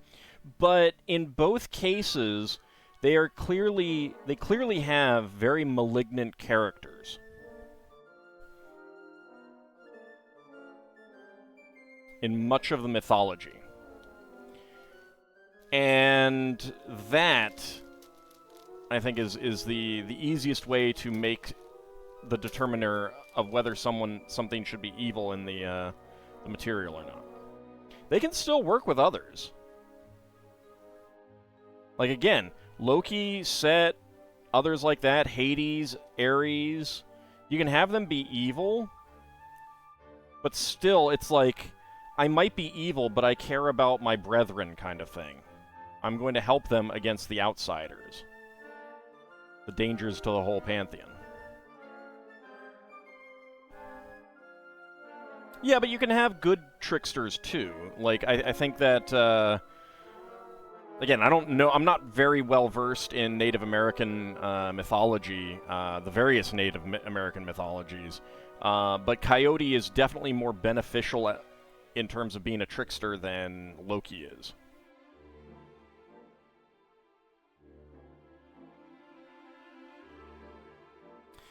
Alright, so spare parts. We got 1x1 plate flowers in blue and light lavender. 1x1 cylinder plates with hollow studs in green and gold. Bars with clips in white and blue. Angle bar with stud in green. And a bright green 3L bar.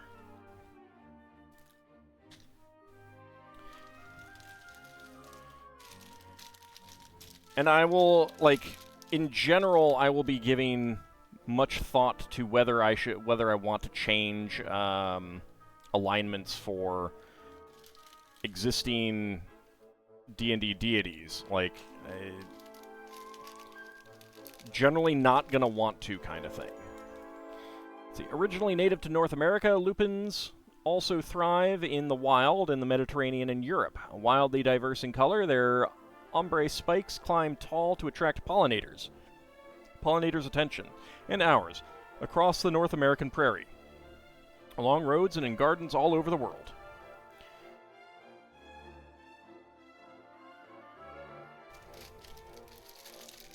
But are we making Lupin the Third? That's the question. Arsene Lupins? Yeah, exactly. Loki exists on whims and then has to spend time dealing with his whims, and that usually ends up badly for those around him. Yeah, like, there's an element of that, but again, like,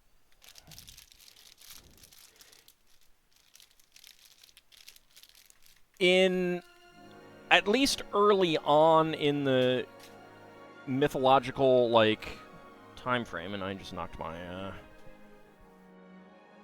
scale off, hold on. Like, there's definitely strong elements of him helping out the other members of the Norse pantheon.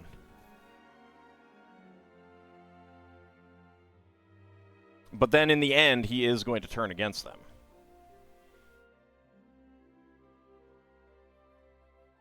So that to me is a pretty solid evil characteristic. By the way, don't tell Braxton about Death's Head trees. He will take on a quest to find and chop mature Death's Head trees for shipbuilding. Maybe they sing for you while you sail. So we have a lot of lavender and purple, not lavender, magenta and purple pirate hats. Bicorns. I love the use of that piece there.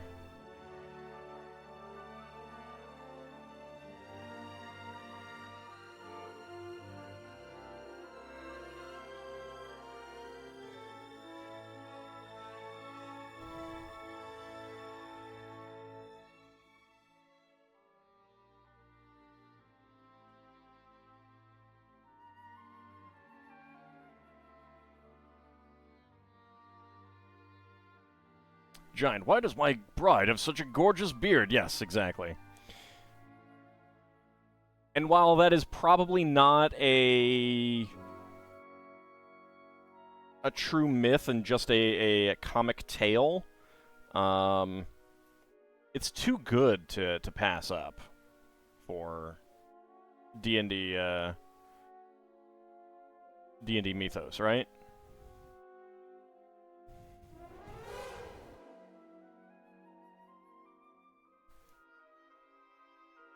Okay, there's one of those.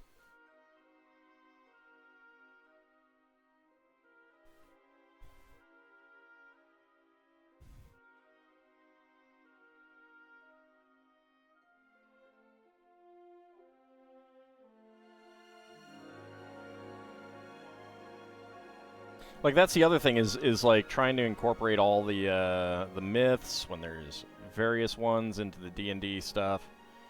That's one reason why when I do, like, there's a lot of competing stuff, and I would want to integrate the competing elements as competing elements. And that's one reason why when I do non-human deities, I like to put in these competing elements, like similar competing elements.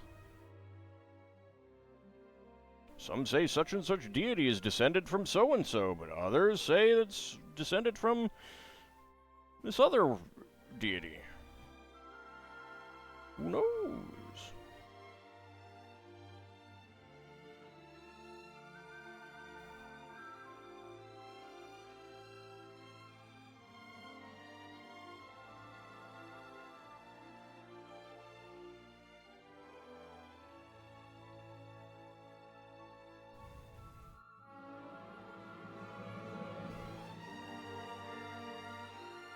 Specifically, that's the origin of Thrym, who got added as a god, and that is the only source of Thrym.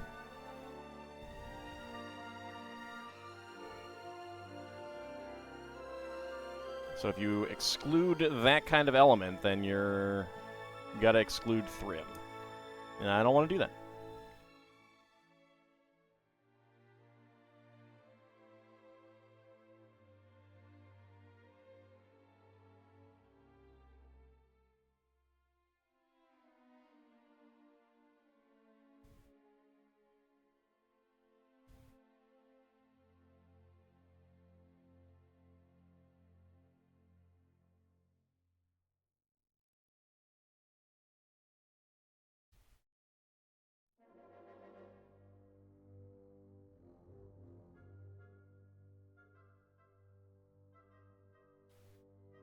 And there we go. All right.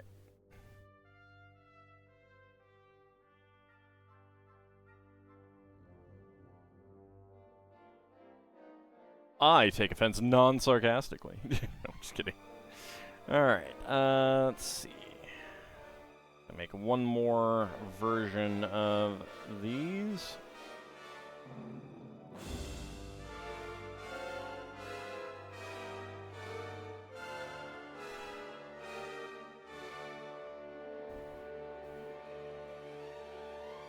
And a bright green 2x2 cylinder plate with center stud on top, and then lime green 1x1 cylinder plates on the side.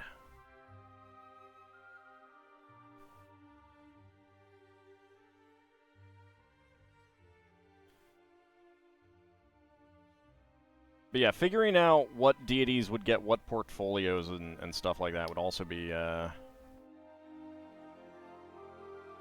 very annoying. Deciding which ones get to be actual deities and which ones get ignored or just aliases. Of course, that's a little bit easier with the Egyptian deities, because it's like, well, this one can very easily be an alias of Horus, because that's literally what happened to him over time.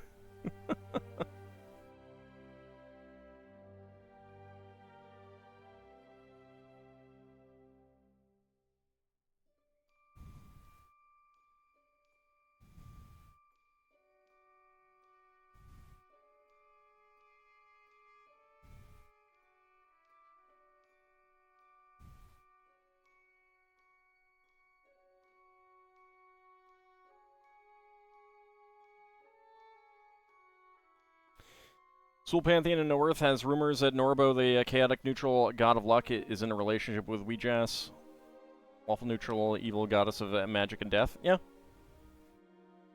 Anubis in AD&D is lawful neutral. Yes. I gotta bring him back into the Egyptian pantheon. He was left out in second edition's Legends and Lore, and then put into Powers and Pantheon, not Powers and Pantheons, put into On Hallowed Ground as a no longer truly divine entity who guards the dead in the astral plane. and Anubis is way too important for that. Is Gothi in D&D? Yes. Is she mentioned? She might not be mentioned in the stuff. No, actually, now that I think about it, if she got mentioned, she's in a Dragon magazine.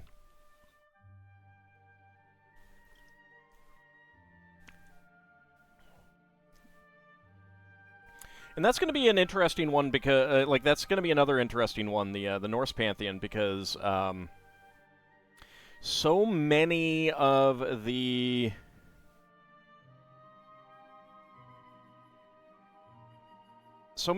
female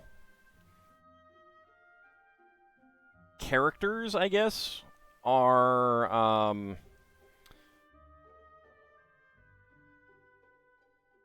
basically just a lot of the various wives and spouses of the Aesir are also described as giants.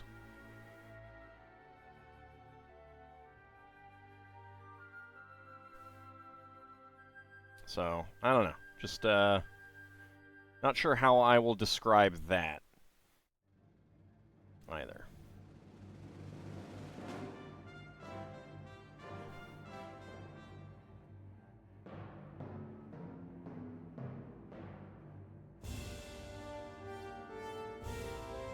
Let's get a cone on the top. There we go.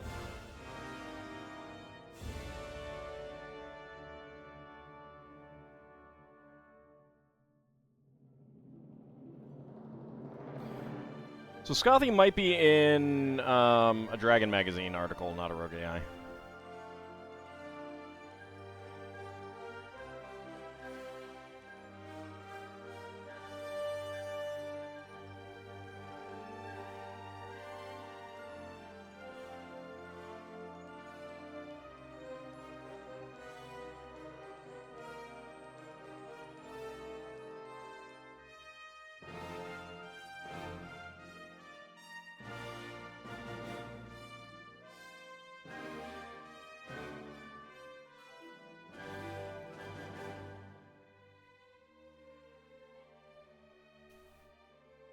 Alright, that's gonna stick there. Alright.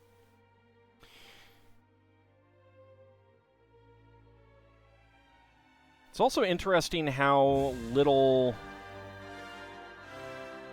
the Gigantomachy, which was very important in Greek mythology, got covered in any of the D&D stuff. It really didn't at all. You really only have the Titanomachy. I don't know why.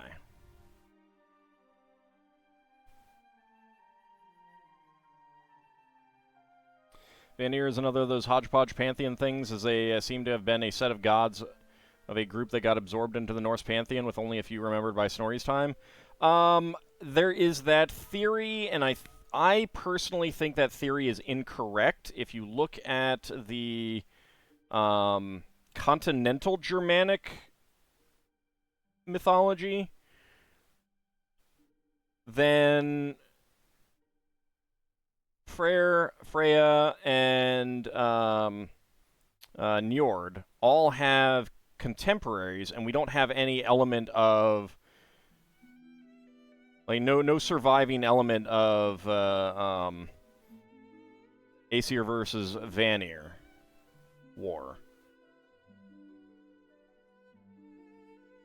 So if the Aesir versus Vanir war was a preserved element of actual merging of pantheons, it's weird that you would get that you would not have the it's weird that you would have contemporaries of those deities in the other, or versions of those deities in the other mythologies.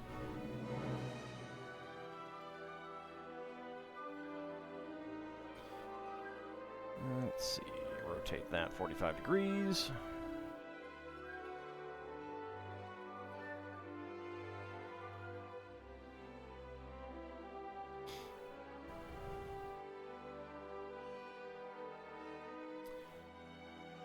Not all of the giants in D&D are Pseudo-Norse. Cloud giants are very, very clearly drawn from Jack and the Beanstalk, the giant from Jack and the Beanstalk. Storm giants are very clearly Greek, Greco-Roman.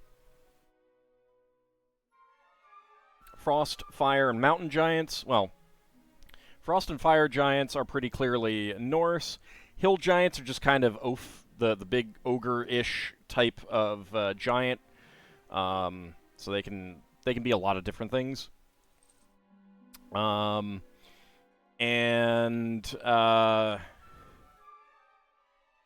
Stone giants are from Tolkien. And I don't know where Tolkien got stone giants from.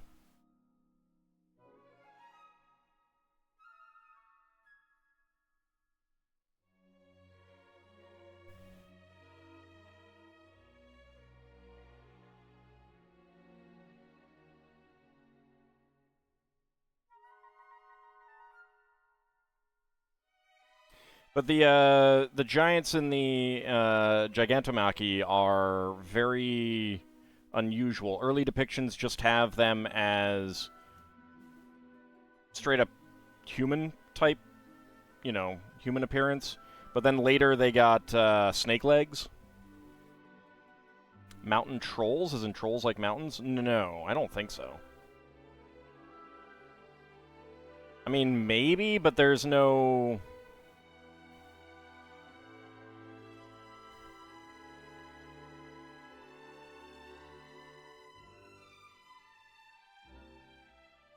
I mean, Norse mythology, when it comes to trolls and giants, is very fluid.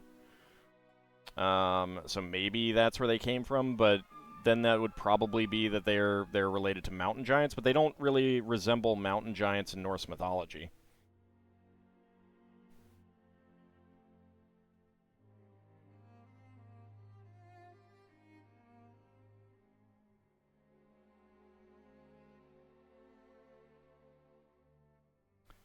Culture history of the giant seems pseudo-Norse. That's fair.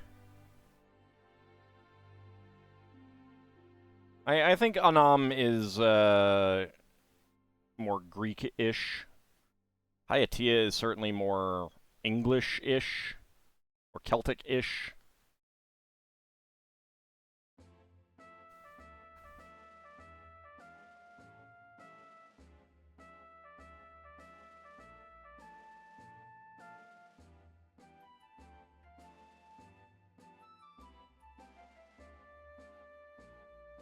I think they generally drew from many things for that.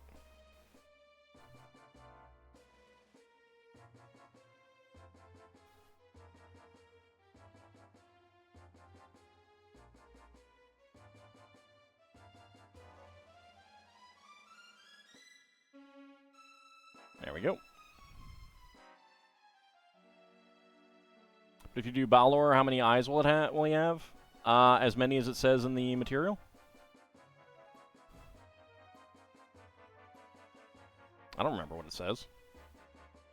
Vodkin and Verbeeg feel more Central Germanic. Furbolg and Fomorians are definitely Celtic. Yes. Well,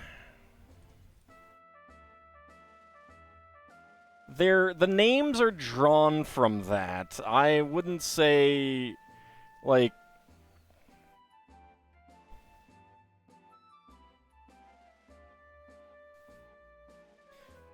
I don't know that I would say that Fomorians and Furbolgs are really Irish in character.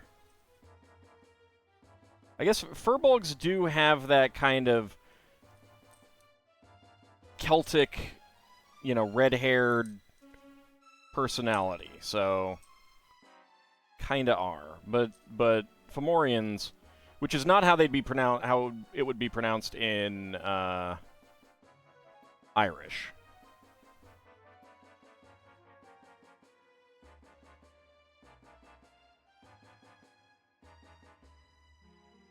I don't remember what it is in Irish. I'm terrible with Irish pronunciation. Vodkin are definitely, I feel like they're whole cloth. You know, created out of whole cloth kind of thing.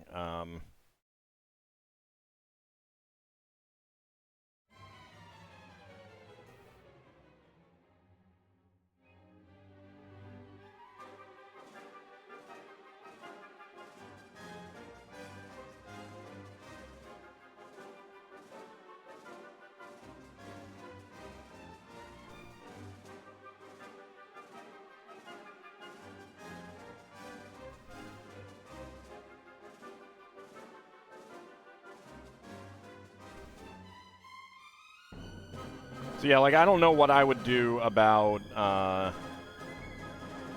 the Irish. I would probably like. It's pretty easy to do the Fomorians in Irish by just using like changing the spelling to be as it would be pronounced in English. I don't know what I'd do about Furbolg. I could probably just make them Furbolgs.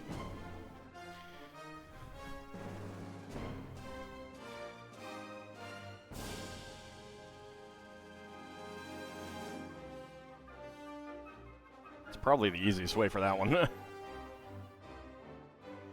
But Fomorians, I would probably just make something different, like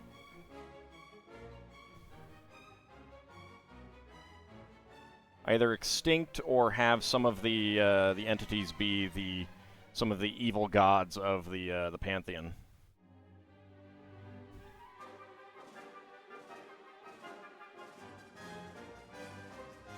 But I mean, that's why I'm, you know, putting that stuff out there to think about it some more.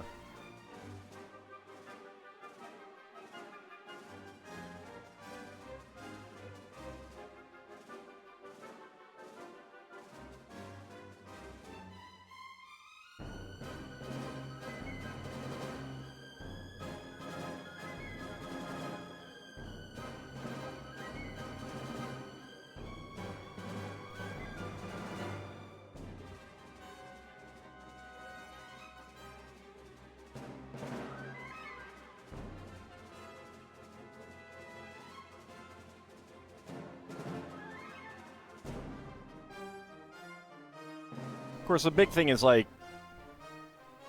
you want to try to be as true to the mythology as possible while still also making it playable.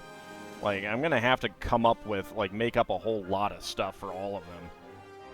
All of those religions, whatever I do.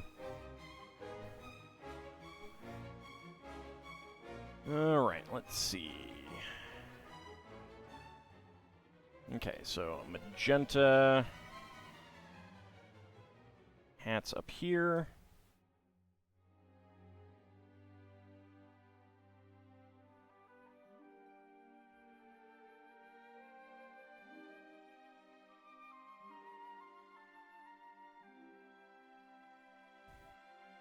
And then purple ones down here.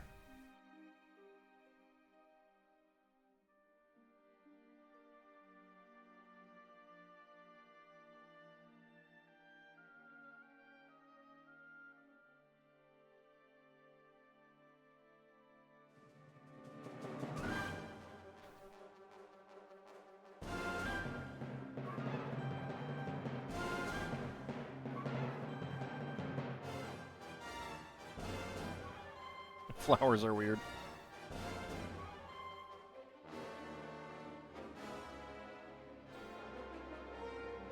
There we go. Alright, and then... magenta here. The Tully monster is such a weird creature in our history. I don't know what that is. Is that an Alaskan thing?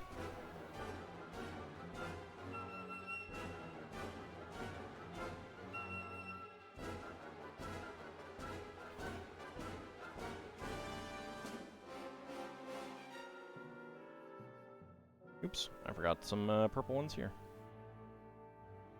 A very old extinct creature. Well, I've never heard of it.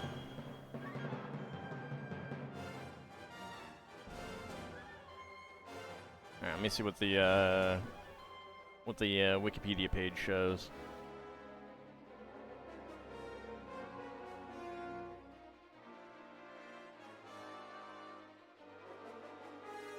Oh yeah. Oh, okay.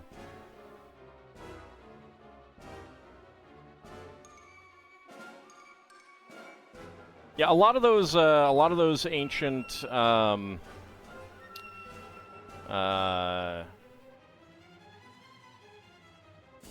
soft-bodied arthropod. They're not really arthropods, are they? They're what are they?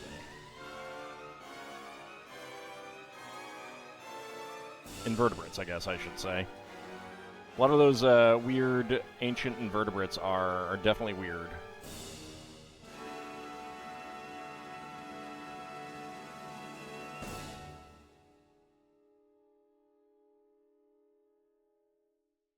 Yeah, that's the nature of fossils. I mean, there's been, like, you look at early depictions of dinosaurs, and then you look at other depictions of dinosaurs that we came up with, of, like, individual dinosaurs based on, like, a single bone, and then we find a fossil, a full fossil, and it's like, oh, that is completely different. Like, I think that the first Therizinosaurs that we found, which have these gigantic long claws, I think we thought that they were related to,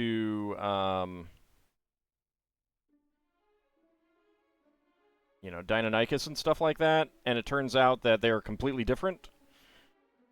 And they probably use those giant claws to, like, dig up insects and stuff. Yeah, the crystal garden dinosaurs. Yeah, mollusks. That's what I was thinking of. That's the word I was looking for.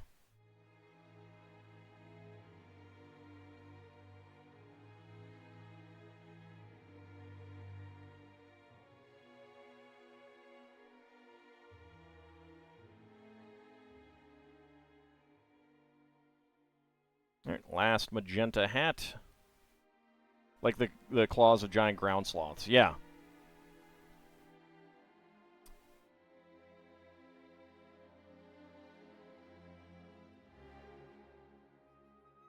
And of course, early depictions of Spinosaurus before we found the skull gave it a pretty typical Carnosaur skull, like an Allosaurus. And one large clawed dino in the Jurassic World sequels. Maybe. I haven't seen any of those, so I don't know. But quite possibly. It was an herbivore, or not a. I mean, it wasn't a carnivore in terms of, like, predator of other dinosaurs. So.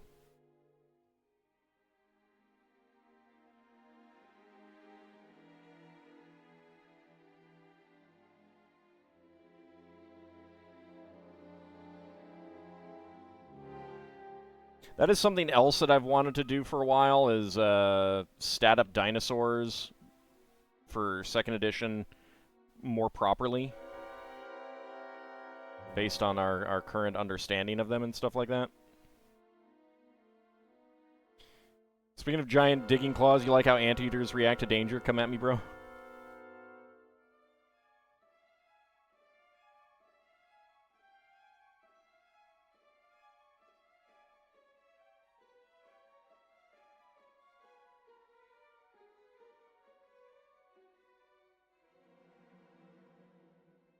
There we go. And the last hat. There we go.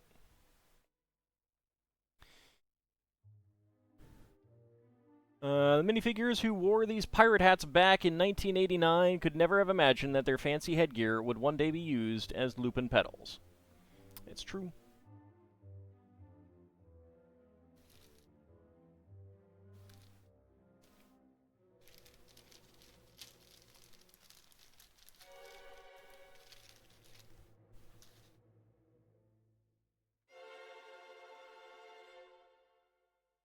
Okay, one of these has 3 and the other has 4.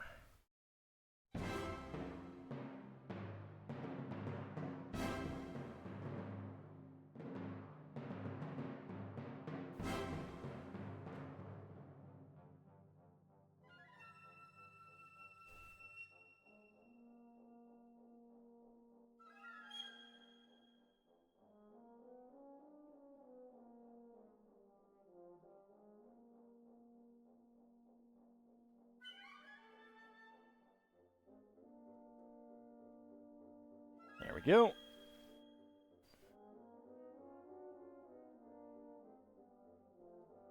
Get that on there. That on there, and there we go. And also, by the way, I'm streaming in Smell-O-Vision right now, so you can really smell it through your screens. Just get your nose up real close and take a big whiff, and you'll smell exactly the same thing that I'm smelling. Ah, yes. So good. All right, spare parts. Purple 1x1 cylinder plate. Lime green 1x1 cylinder plate with hollow stud. Lime green 1L beam, and a white tap. Lupins smell lovely, though. That explains the wisteria smell. I don't know, if you guys are actually smelling something, you might want to get your screens checked, because these are plastic. They don't smell anything other than plastic. Therizinosaurus was a large claw dino you were thinking of. Yes, that is the one that I'm talking about.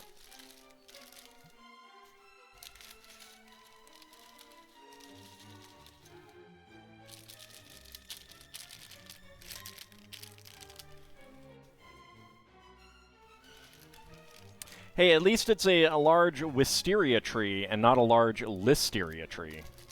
That would probably be really bad.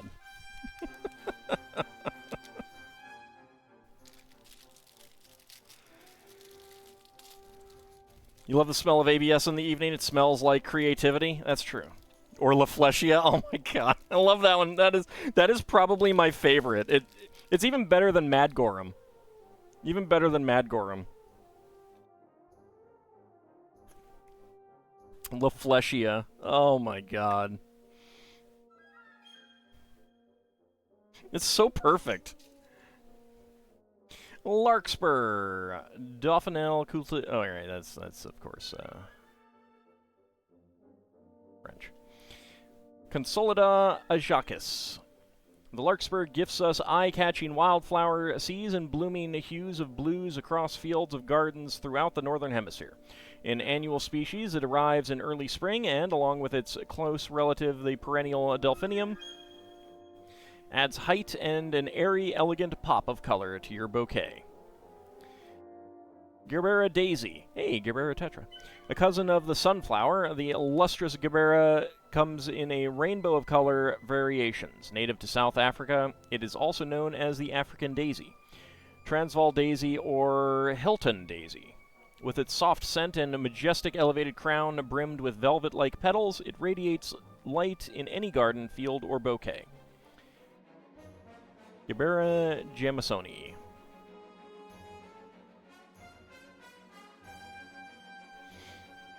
Plants a listeria tree in Alt's fridge. Wow. You can smell anything through your computer. It's from the year 2535. La Fleshia is the best name for a plant.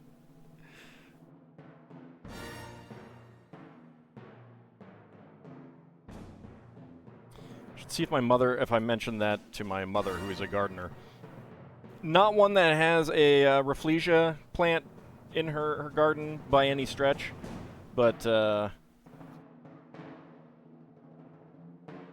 she might get a kick out of that. Fleshia. It's so good. Let's see. We are only doing one of these. Okay.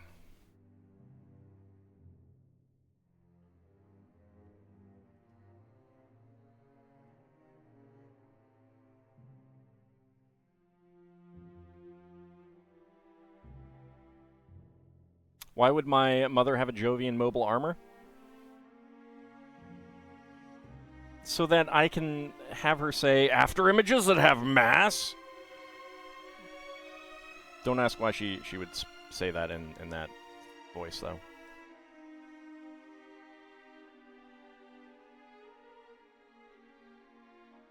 I need to rewatch F91. I love F91.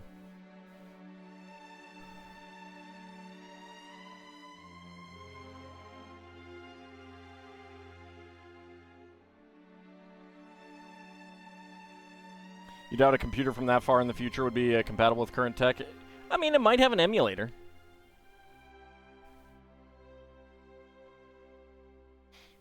Says it's a choking hazard. Can't build this one. You know what? Sometimes I put pieces in my mouth to hold them. It's great when I don't have a spare hand. All right, let's stick some bright green hot dogs into this thing.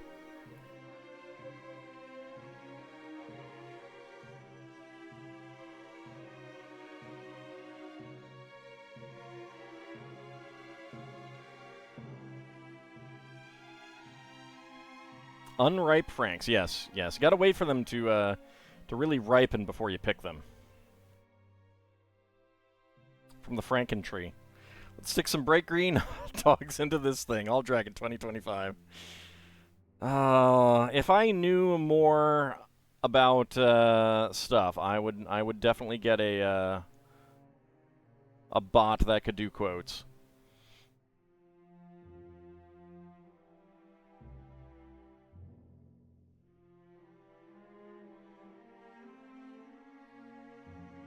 All right, nice light blue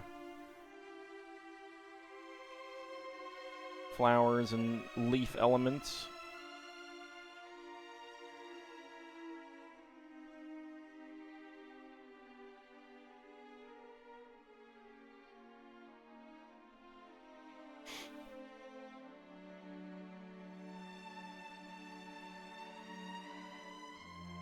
Like, sometimes you just gotta stick hot dogs on things, you know? I know you guys understand.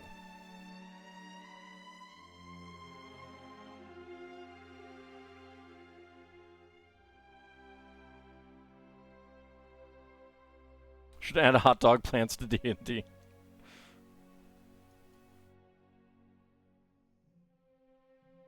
Watched a cooking show and the wording they used could not have been picked any better. Well, now I want to know.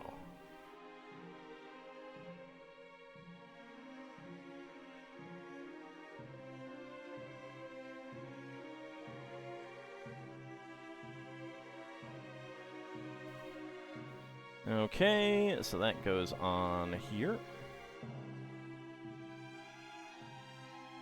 And we're teaching how to fill an eclair with cream filling. Oh yeah, okay. No, that's I can imagine how that went.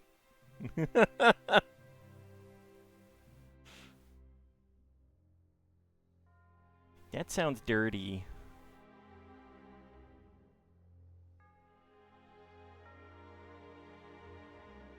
Alright, dark gray, a 2L bar with stop, and a pair of bright green leaves. Totally love that floral blue. Yeah. Yeah, it's one of my favorite light colors. The light blue.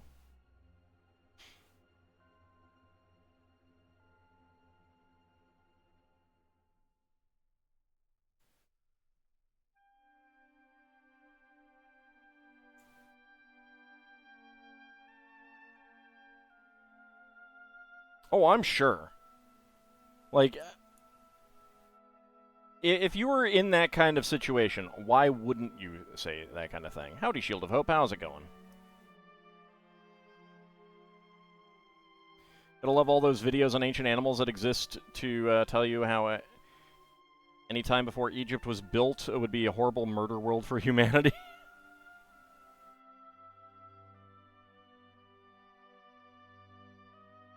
I mean, you could still just go to Australia and enjoy a place where it is still a murder world for humanity. Doing okay, that's good.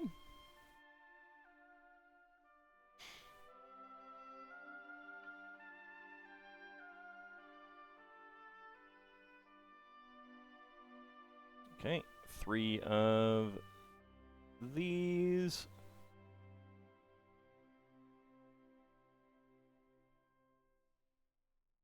Three green 1x1 cylinder plates with hollow studs.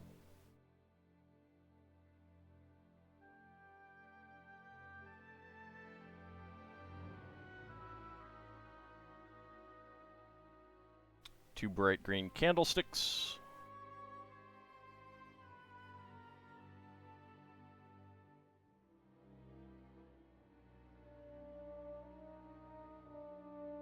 Light blue heads.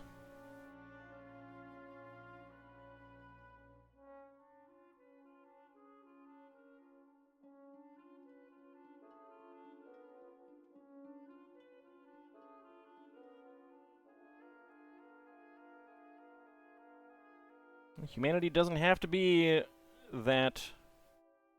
It's up to us to make sure that it is not.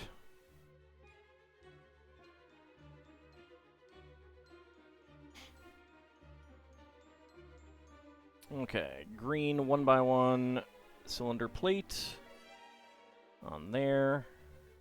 Another flower. Then we stick the back end of the angle bar with stud there.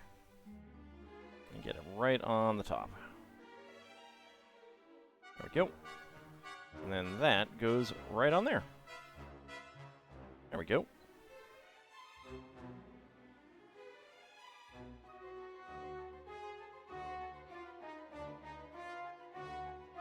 Okay. Dark gray 2L bar with stop, and we stick that right in there.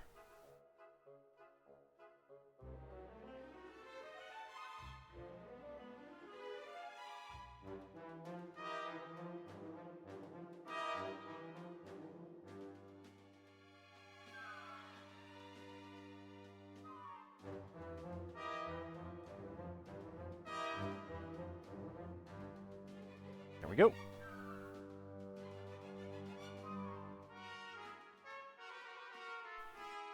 Okay, another pair of connectors here.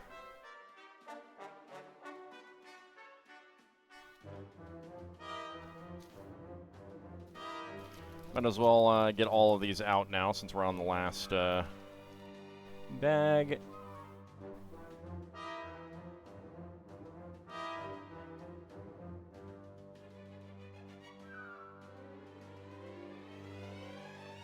There we go. That's a really pretty one, I think.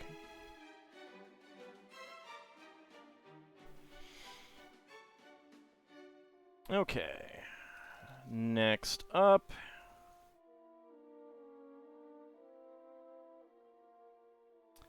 So we are going to be doing 2, but up until the head, they're basically the same. The petals.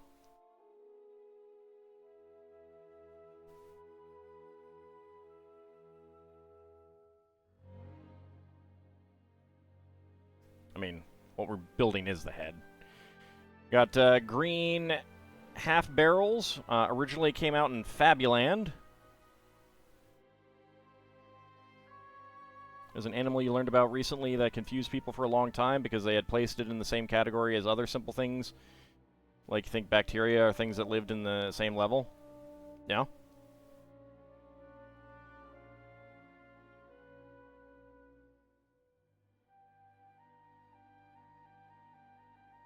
I mean, I brought it up before, and I will bring it up again because it's super duper interesting, but tardigrades, water bears, are arthropods. So they have segments like all arthropods. Ants, butterflies, etc. But the 4 segments that make up their body have fused together in most other arthropods that are alive today to form the head of the arthropod. That I find incredibly interesting. Really neat. Alright, so let's put these aside. And we get orange bars with clips and orange paddles. Used to be a jellyfish, but became a parasite and lost most of its genome and many things that we thought consider parts needed for the animal. I, too, have lost many things that scientists thought were needed for being an animal.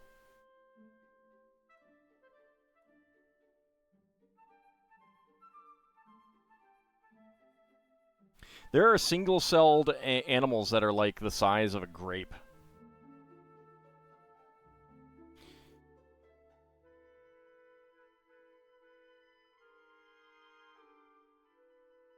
All right, 1, 2, 3, 4, 5, 6, 7, 8, 9, 10, 11, 12,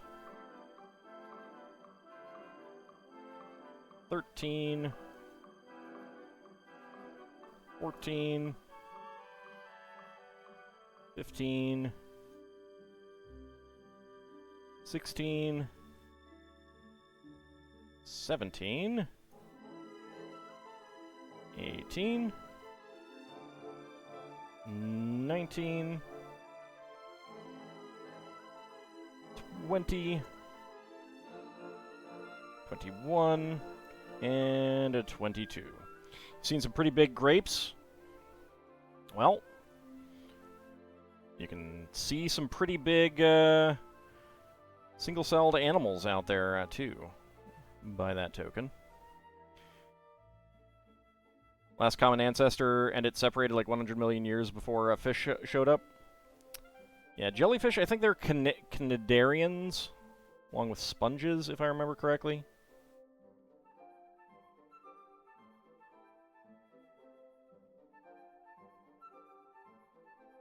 Let's see, so that's 3, 4, 5, 6, 7, 8, 9, 10,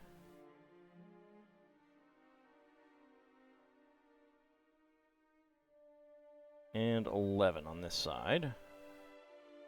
There we go.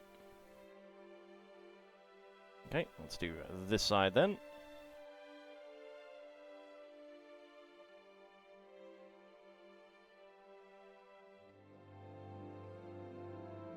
Interesting, they separated Greek and Roman pantheon. Yeah, so that is definitely something that should happen for many of the gods. The Romans have very weak, they had very weak godly mythology. And whatever was there for most of their gods was overwritten by the Greeks, what the Greeks thought about their gods. Because one thing to keep in mind is that the Greeks and the Romans are not like Greek and Roman language is not that closely related, so it would be unlikely that their religions would be that closely related.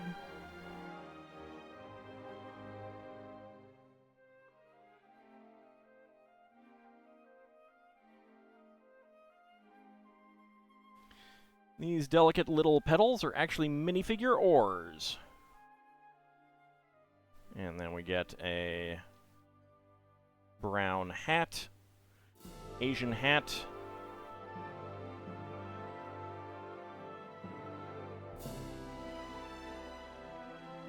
Get that in. Stick that in the bottom. And that's it. There we go.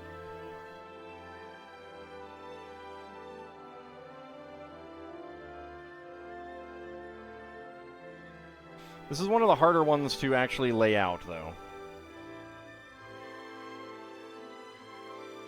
There we go. Yeah, people rarely do it. I mean, again, like, there's good reasons not to, and there's good reasons to do it. First introduced in 1983 as part of the Lego Fabuland theme, this bucket has been used in everything from rocket engines to flower receptacles.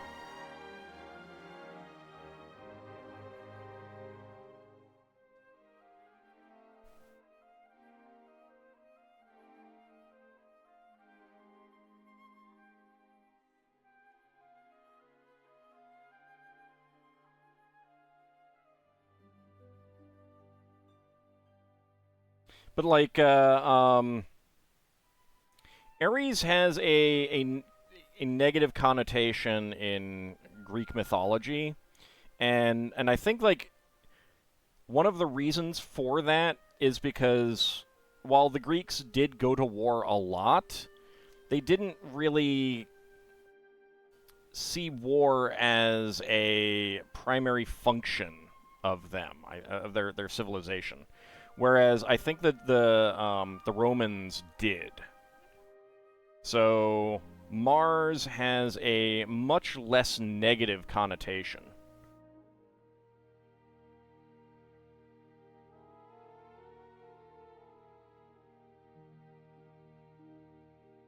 So, like, if I do the Greco-Roman mythology, I would separate out Mars from Ares, whereas Jupiter and Zeus, you know, they can be fine. They can be the same.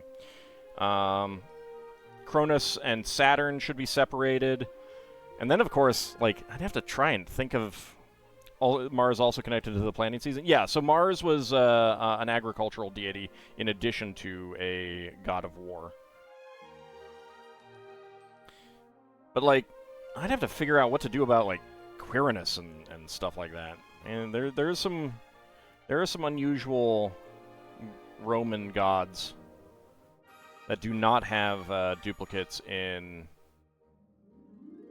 Greek mythology, for example.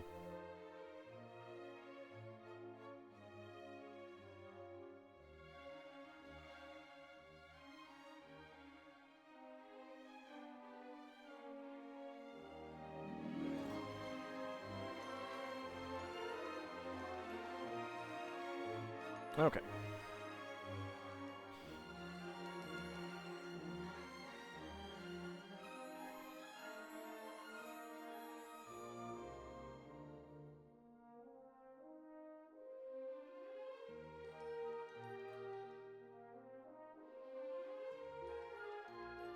That's 3, 4,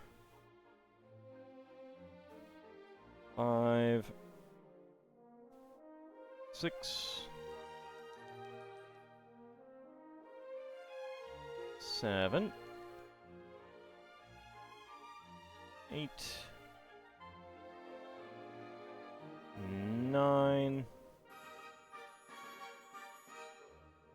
10, and 11.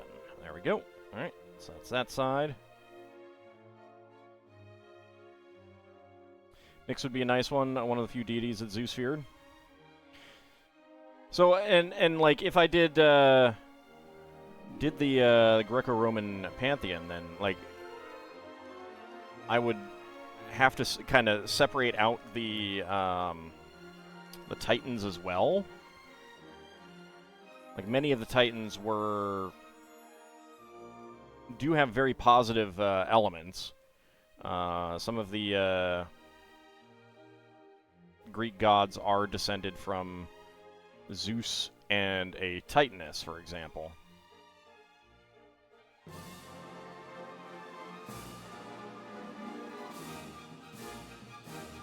So it's kind of a similar thing with Norse and giants. Figuring out how to separate them in a way that feels organic.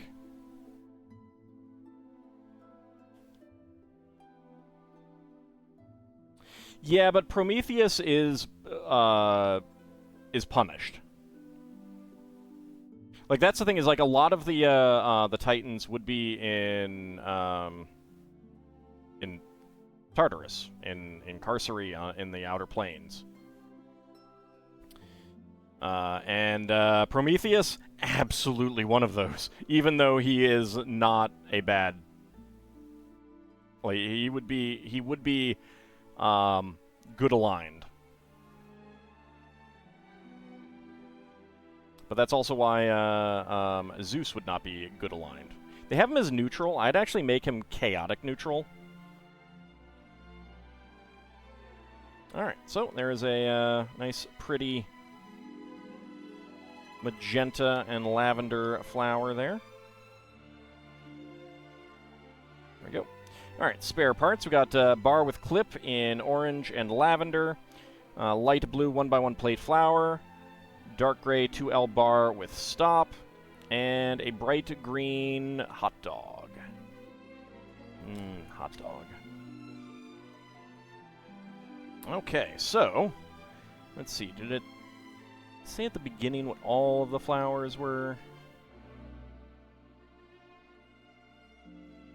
No, it didn't. Alright. Does it say at the end? No. Oh, mix your bouquet. Your wildflower bouquet is designed to look beautiful in mixed bouquets, too. Find inspiration to build creative combinations with the 10280 flower bouquet set. And it does that.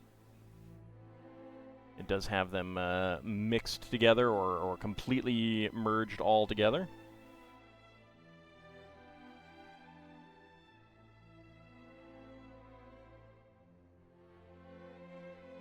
Alright, so we have our two... Let's see.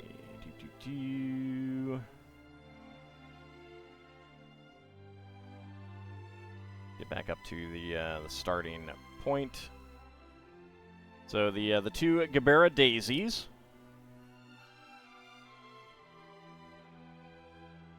Which do look really good, although like it is really hard to get the petals to not just randomly be every which way kind of thing and get easily bumped out of place and stuff like that. Maybe I can do that.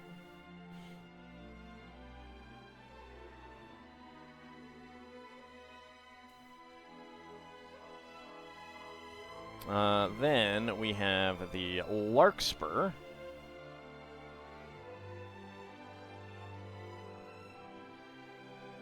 There we go. Get back up here to the lupins.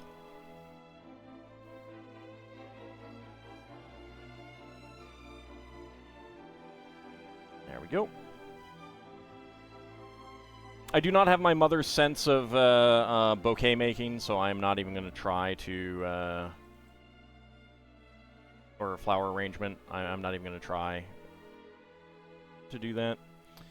We have the two blue cornflowers.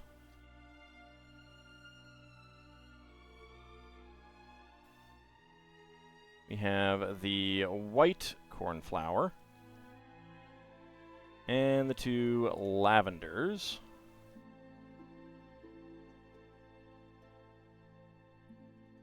And back up to the top. We have the Welsh poppies.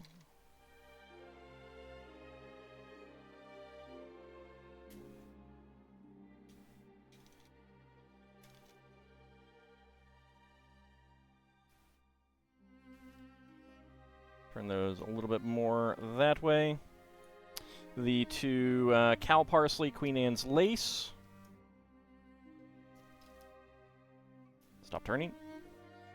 And then the two the three leather leaf ferns. So I do not have a vase to put these in at all.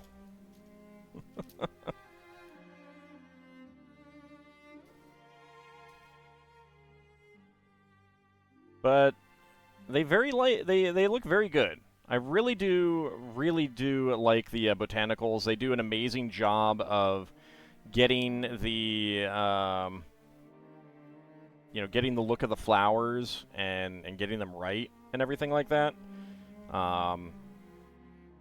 Within the You know, within the margins of Lego. But, yeah, they do a really good job. Alt's Flower Shop. It's plastic. All plastic, yes. I mean, you know what they say, Mad Martin. Life in plastic. It's fantastic.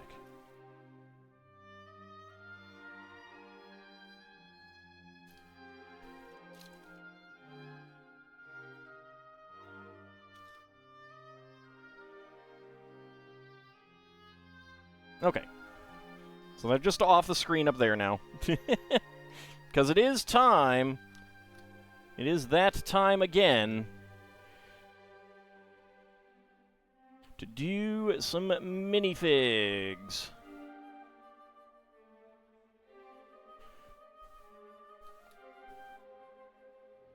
Oh yeah, actually before I get that, let's get the sheets out.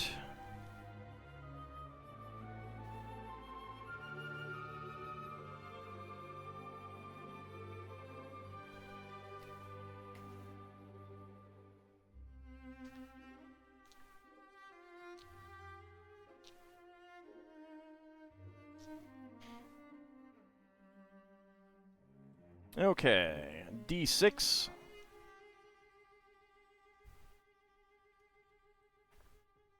Alright, 6, so that is going to be this row.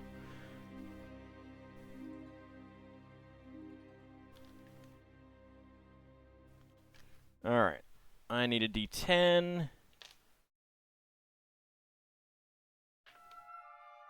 Alright, that's a 5. So 1, 2, 3, 4, and 5.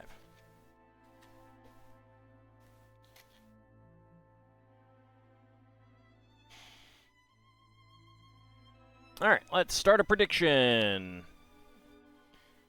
Can all guess what is inside the minifig pack? Get your predictions in. Let's go ahead and roll a die to see what the dice predict. 19 is a reroll. That is a reroll as well. 10. Alright, that is the barista. Alright, so Mermaid for Kinshir, that would be 16. We have not gotten that one. We have not gotten Taco Tuesday Guy, and we have not gotten the Construction Lady. That is what we were missing. So 16 for Kinshir, 8 for Ice Salmon, that would be Shakespeare. 13 for Bahamut, that would be Where's My Pants Guy. 6 for Not-A-Rogue AI, that would be Ms. Scratch and Post. What about prediction poll? It's running. Is it... Did I grab the wrong one?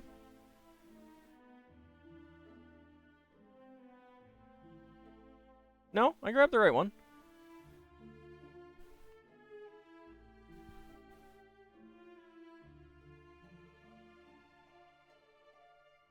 You're not seeing it? It does go off sometimes for some reason. I don't know. Yeah, if you refresh, it'll probably show up again. Like I've popped out the chat on my computer screen where I'm streaming from, and it does sometimes go off early on that, but it is running. Hanging up the first guess is a Minotaur Flower wallpaper designer. I'm going to snooze the ads, though, because those are about to run. Okay, predictions are closed. I need to get the timer up. There we go. All right, predictions are closed, so let's go. All right.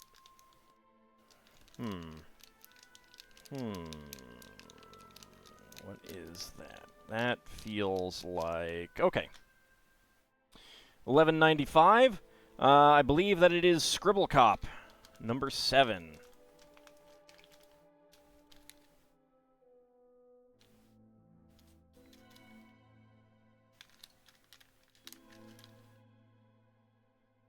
Yes, it is. All right.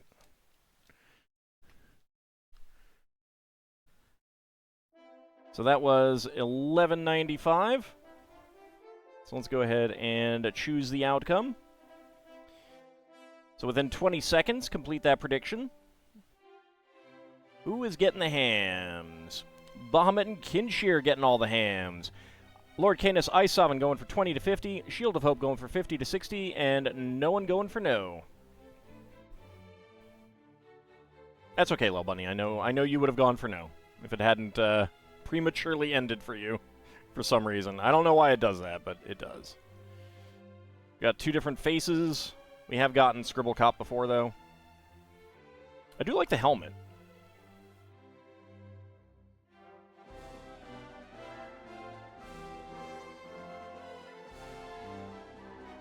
So we got a smartphone for him with an Octan app. There we go. So that is 4 of him that we've gotten.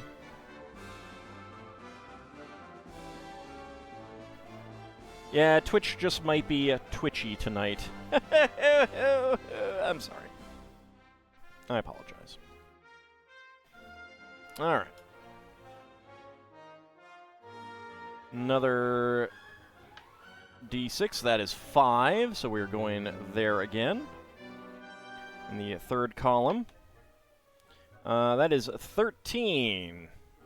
So 1, 2, 3, 4, 5. There's a fifth one. 6, 7, 8, 9, 10, 11, 12, 13.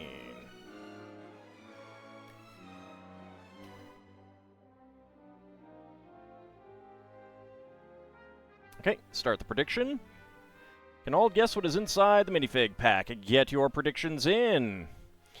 We have not gotten the Sheriff. We have not gotten the Snake Charmer. We have not gotten the Goblin.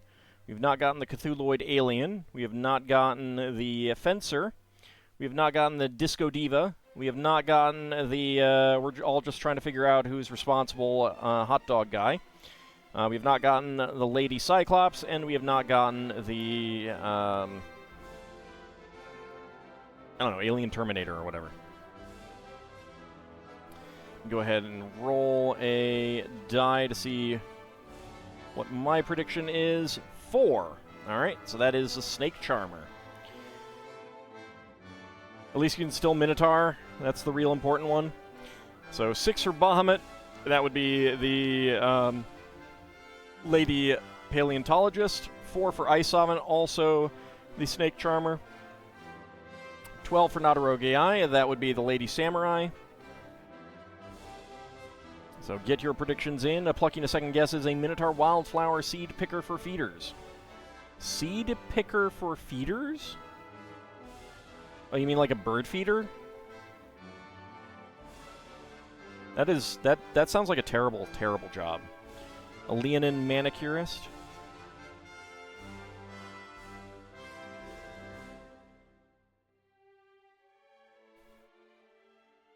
That seems like a really terrible, terrible job. Alright, predictions are almost closed. Let me go ahead and get my timer reset.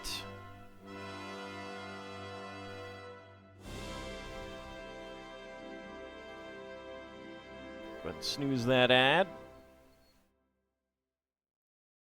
Alright, get your predictions in, and nope, too late now. Alright.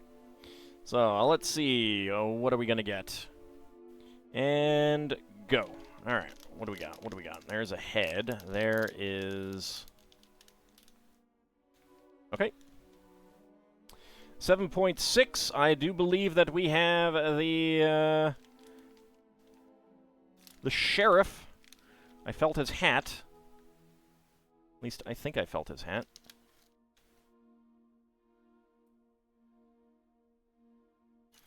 Hey, no, I mean, it's not your fault. Okay. That is indeed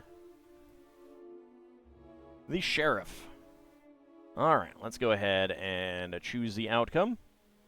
So that was once again 7.6. So within 20 seconds, complete that prediction. Bahamut getting all of the hams. Very nice. Ice Oven going for 20 to 50. Shield of Hope going for 50 to 60. And no one going for no. Should have sandbagged. Should have sandbagged so I could have gotten those hams. All those delicious hams for me. You've refreshed the page and loaded a new one twice. No dice. Yeah, sometimes it just goofs up like that. I don't know. I don't know what the cause is. I do not think that we've had a brown mustache like this before. We have black ones. But I don't think I've seen a brown one. Get his hat on. Got his silver... Yeah, they're normally dark gray. I don't know if we've had silver. And the wanted poster.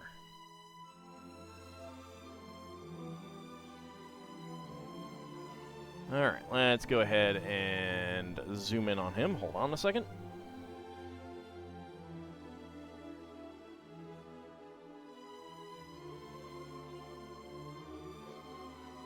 Where's my option? There it is.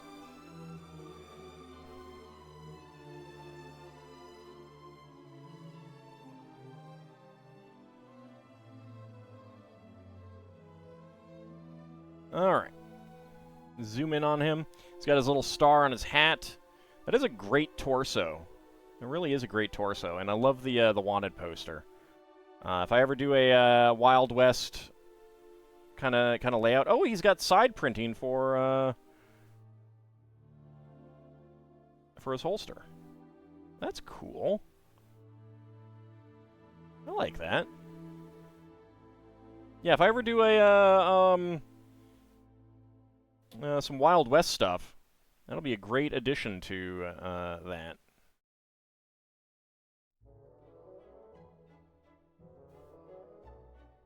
Go ahead and mark him down. There we go. Stash looks a bit different from the pic on the brochure. It's the same. May just look different. Because of the, like, the camera angle or something like that, or lighting. But it is the same part. Okay, next up. And the final minifig for the night.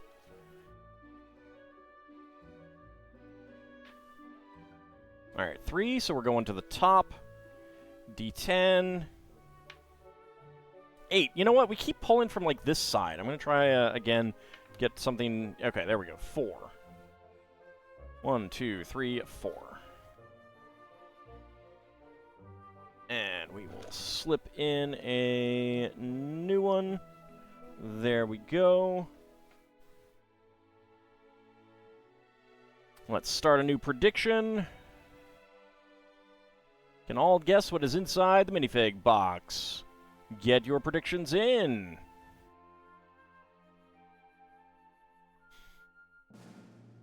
Go ahead and put away the other box. Okay, and I need my scale.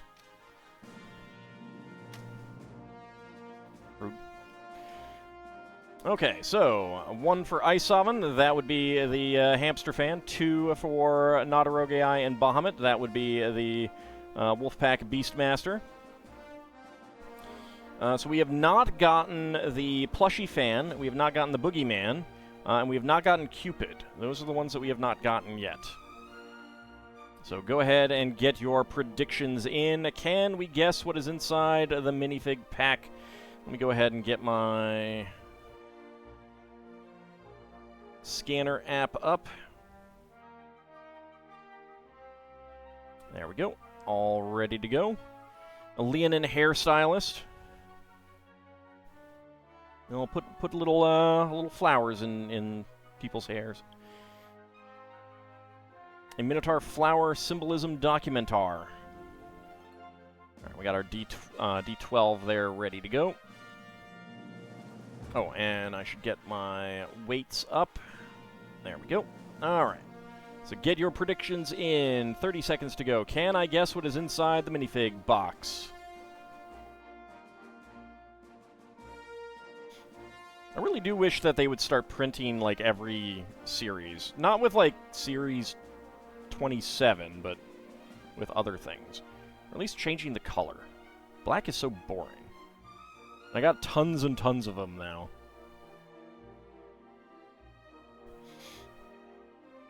Okay, and predictions are just about closed. All right. Okay, so first of all, let's go ahead and shake it.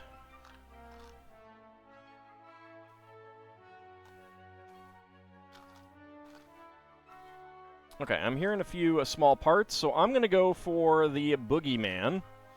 Let's roll the D12. That is 1, so that is predicting the hamster fan. And then let's weigh it. 17.13. All right. So that is not going to be the Boogeyman. That is going to be Cupid. All right, yeah, I'm saying that the weight is saying Cupid. So let's go ahead and scan him. And it is Cupid. All right. Let's open it up to verify.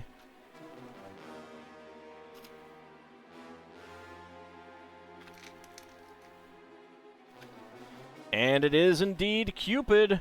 Finally got Cupid, yep. All right, let's choose the prediction. That is yes with weight. And who is getting the hams? Lord Canis, Isov, and Kinshir getting all of the hams. Bahamut going for yes with guess. Shield of Hope going for yes with die roll. And no one going for no.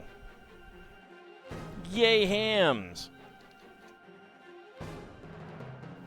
So this has this guy has a new wing element.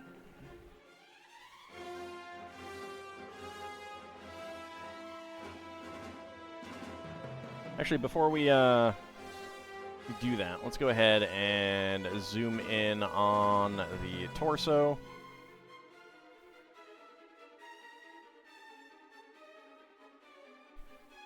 So also has back printing.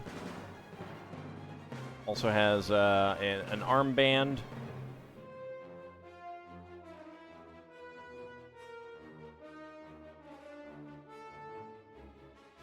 Go ahead and get that neck piece on. Get the head. We'll go with let's go with the heart eyes. Why not? Give him his little curly hair. Not sure if the hair is new or not. Give him his little wings, which is a new piece.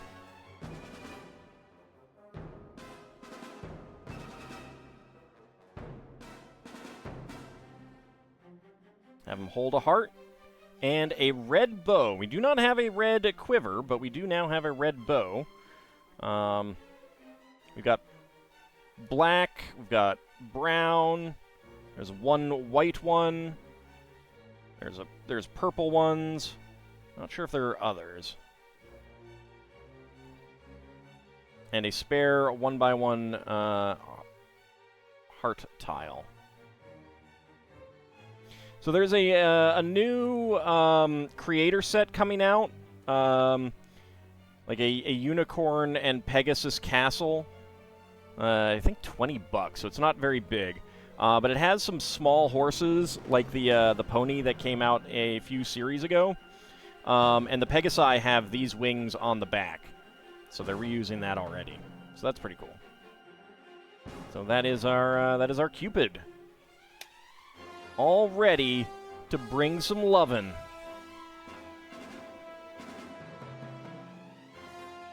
He's going to fire his arrow at all of you, so you'll immediately fall in love with me and give me all of the bits and subs and everything. All right, spare parts, 1x1 heart tile in red. So before I forget, let's go ahead and mark that down. So we did get Cupid. All right. On a slightly related note, you were looking at stuff about that unicorn horror movie. I have probably heard of that, but I don't know it offhand.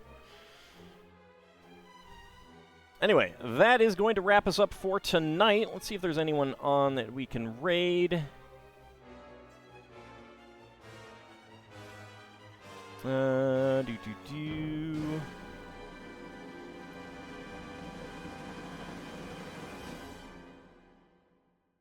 Hold on, let me refresh, because is Hungry Goria actually on?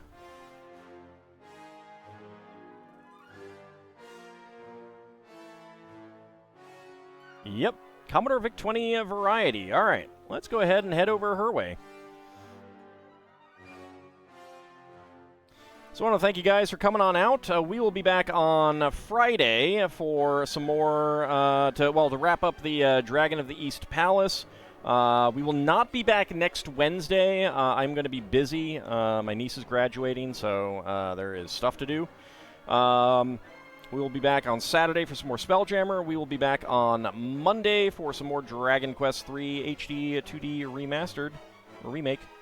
So, I want to thank you guys for coming on out, and I shall see you next time. See you then, everyone.